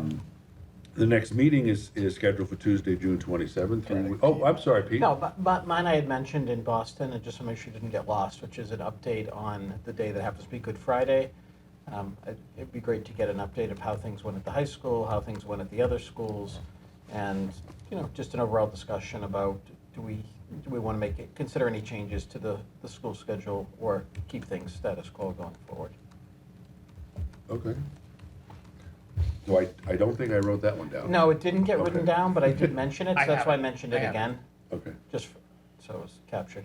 As part of that discussion, if we could have data the last 2 years, attendance rate for both students and teachers, just to give us a talking point, if you can do that. Yeah, and I think attendance was part of it, and the other part of it for me was just more, what did the day look like? I mean, I know I have asked the question at the Galvin, and I heard it was a pretty typical day. I think I've also asked the question about the high school, and it may not have been a typical day, and that's why I think just hearing about how that day went would be useful. Okay, can do. Oh, put it on the list. Okay, we should discuss the summer if we can right now as a beginning point. We do not have any meetings scheduled beyond June 30th as part of the calendar, which is obviously something to be set, but we typically, which is always up to the discretion of the committee, have a meeting in July and 2 meetings in August to get ready for the school year. The other thing that is fairly typical is to have the one meeting in July, maybe the 3rd or even 4th week, thereby allowing specifically the business office enough time to not only close the month of June, but close the year before having to make a presentation and a close down report. So with that in mind, does anyone have any thoughts we can share right now about a July meeting? The Tuesdays, either 3 or 4, which would be July 18th, I believe, is the 3rd one. And July 20, 18 or 25. 25 would be the, I'll throw out a proposal for July 18th, and at our typical time of 7:30.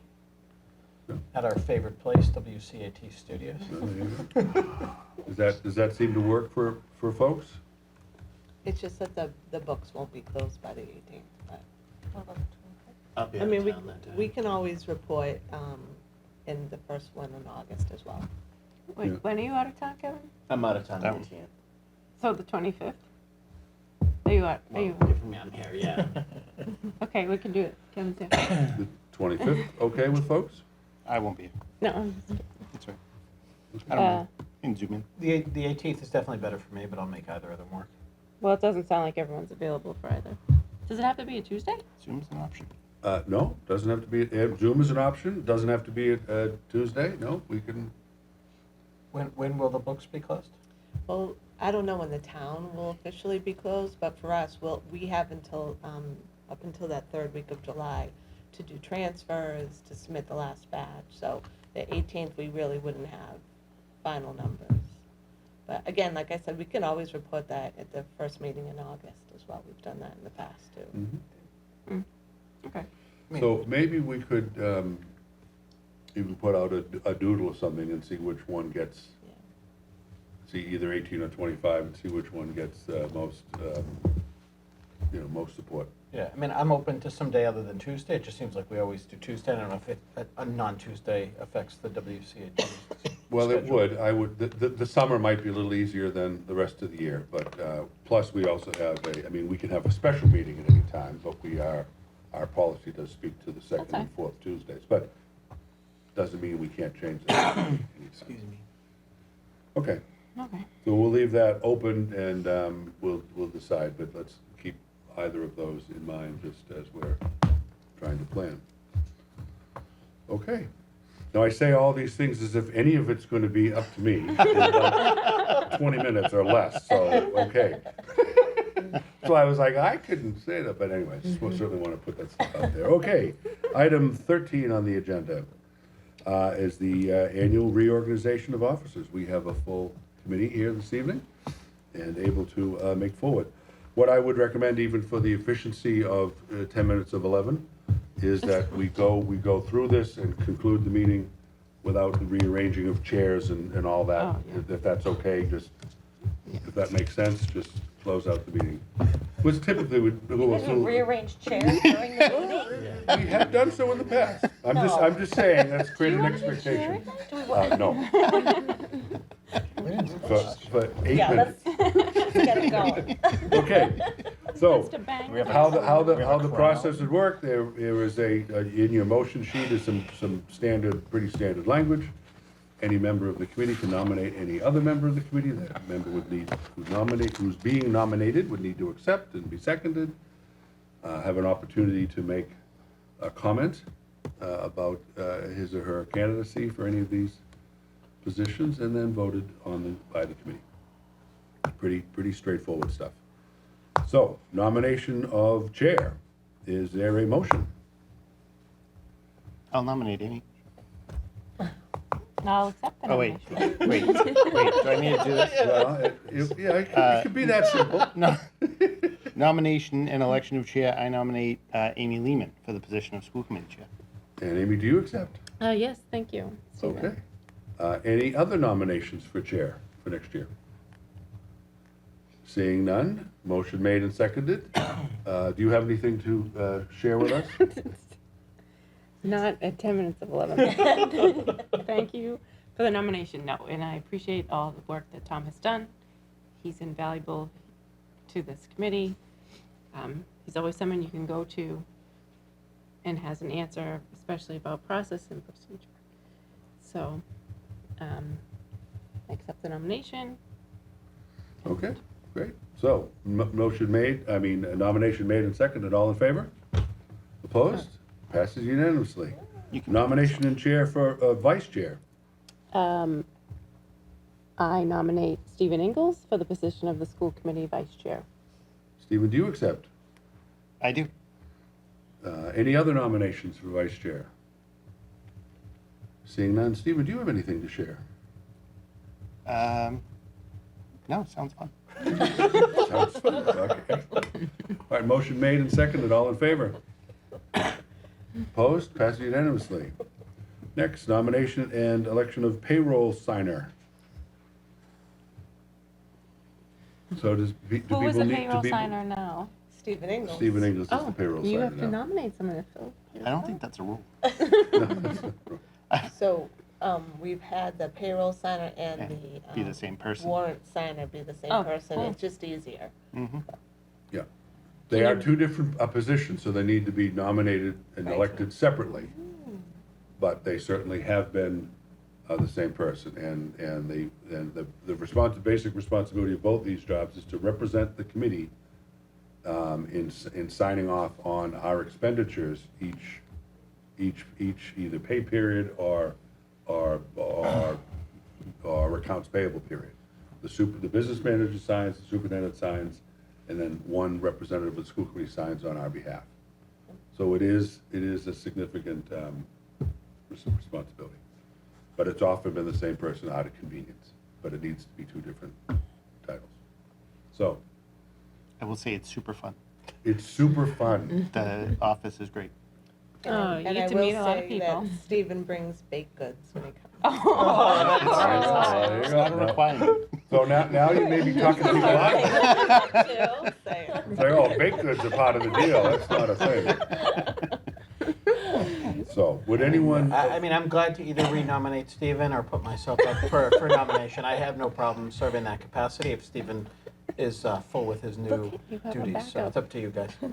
I will absolutely nominate Pete, partially because it does require a little bit of a flexibility in schedule. I did like to swing by, so yeah, if you're open to it, Pete, I would nomination and election of payroll signer. I nominate Pete Davis for the position of school committee designated payroll signer. Yeah, I second that.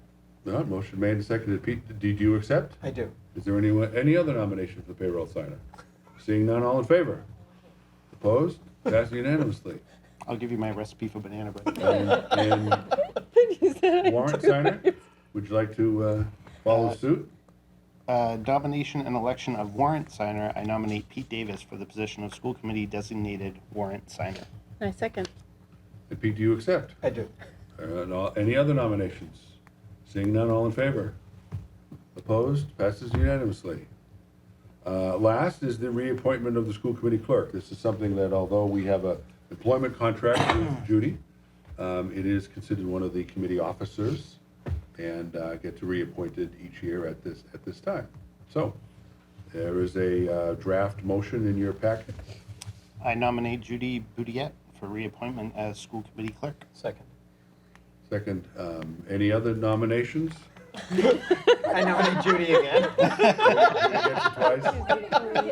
Oh, and by the way, we're not gonna even let you accept or not, so we're just rolling right past that. Motion made and seconded, all in favor? Opposed? Passes unanimously. Okay.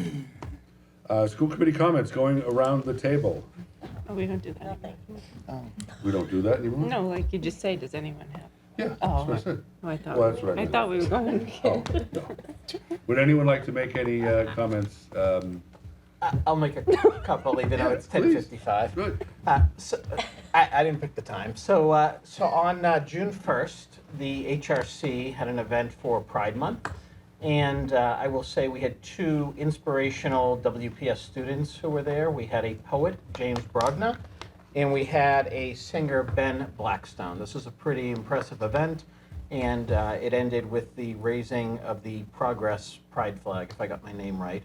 And I think this was a reminder for me, but for all of us, that we can all be better people. We can all be nicer to one another, and it's a lesson we can pass on to our kids as well. So I think that's something we should not just think about through June, but think about, as every day goes by. There is another event coming up on June 15th, well, actually kind of 2 in 1. So from 2:30 to 5:30, the high school BSU will be running a Juneteenth event on the Lower Common. And they're going to have all kinds of fun things there, including music and games and other stuff. And they're encouraging people to bring blankets and food and drinks, and obviously bring your friends. And then that night will conclude at 6 p.m. With a Juneteenth flag event also at, that one will be at the Americal at 6. So if it's anything like the event was for Pride Month, I think it will be just a good event to go to. And I know I only got to bring one of my kids there, but she was a big fan of the event and she can't wait to go to the next one. So Definitely recommend you stop by one or both of those events on the 15th. Went to it last year. It was fantastic. Really good. Great. And thank you for bringing that up. This is exactly what this part of the meeting is for, so it's important stuff. Any other comments or thoughts? I would congratulate the Theater Arts Department. Their production of Annie went to, I think, the Sondheim Awards and brought home, I think, 4 nominations for awards down in Connecticut. And so I saw that production. It was fantastic. No wonder that they were nominated in so many different areas. So, great work. Mm-hmm. Okay. So I'd like to say 2 things. One, not too embarrassing, but we've had a Wakefield student with us the whole night. I'm not too embarrassed, I want to make it funny, but so this is Tyler Nelson. Tyler is an Eagle Scout candidate, and he is here working on a citizenship and a communications badge, merit badge, required as an Eagle Scout badge to attend a public meeting and report on. Did he earn it? Yeah, this is, I probably should have suggested a shorter meeting. Yeah. Maybe the, I'm pretty sure, Real Tom, you broke trooper. the child labor law. very well may have. But I wanted to recognize Ty and thank him for coming, obviously, and and good luck on the batch. He's a good sport and a good kid. So I wanted to mention that. One of Wakefield's finest.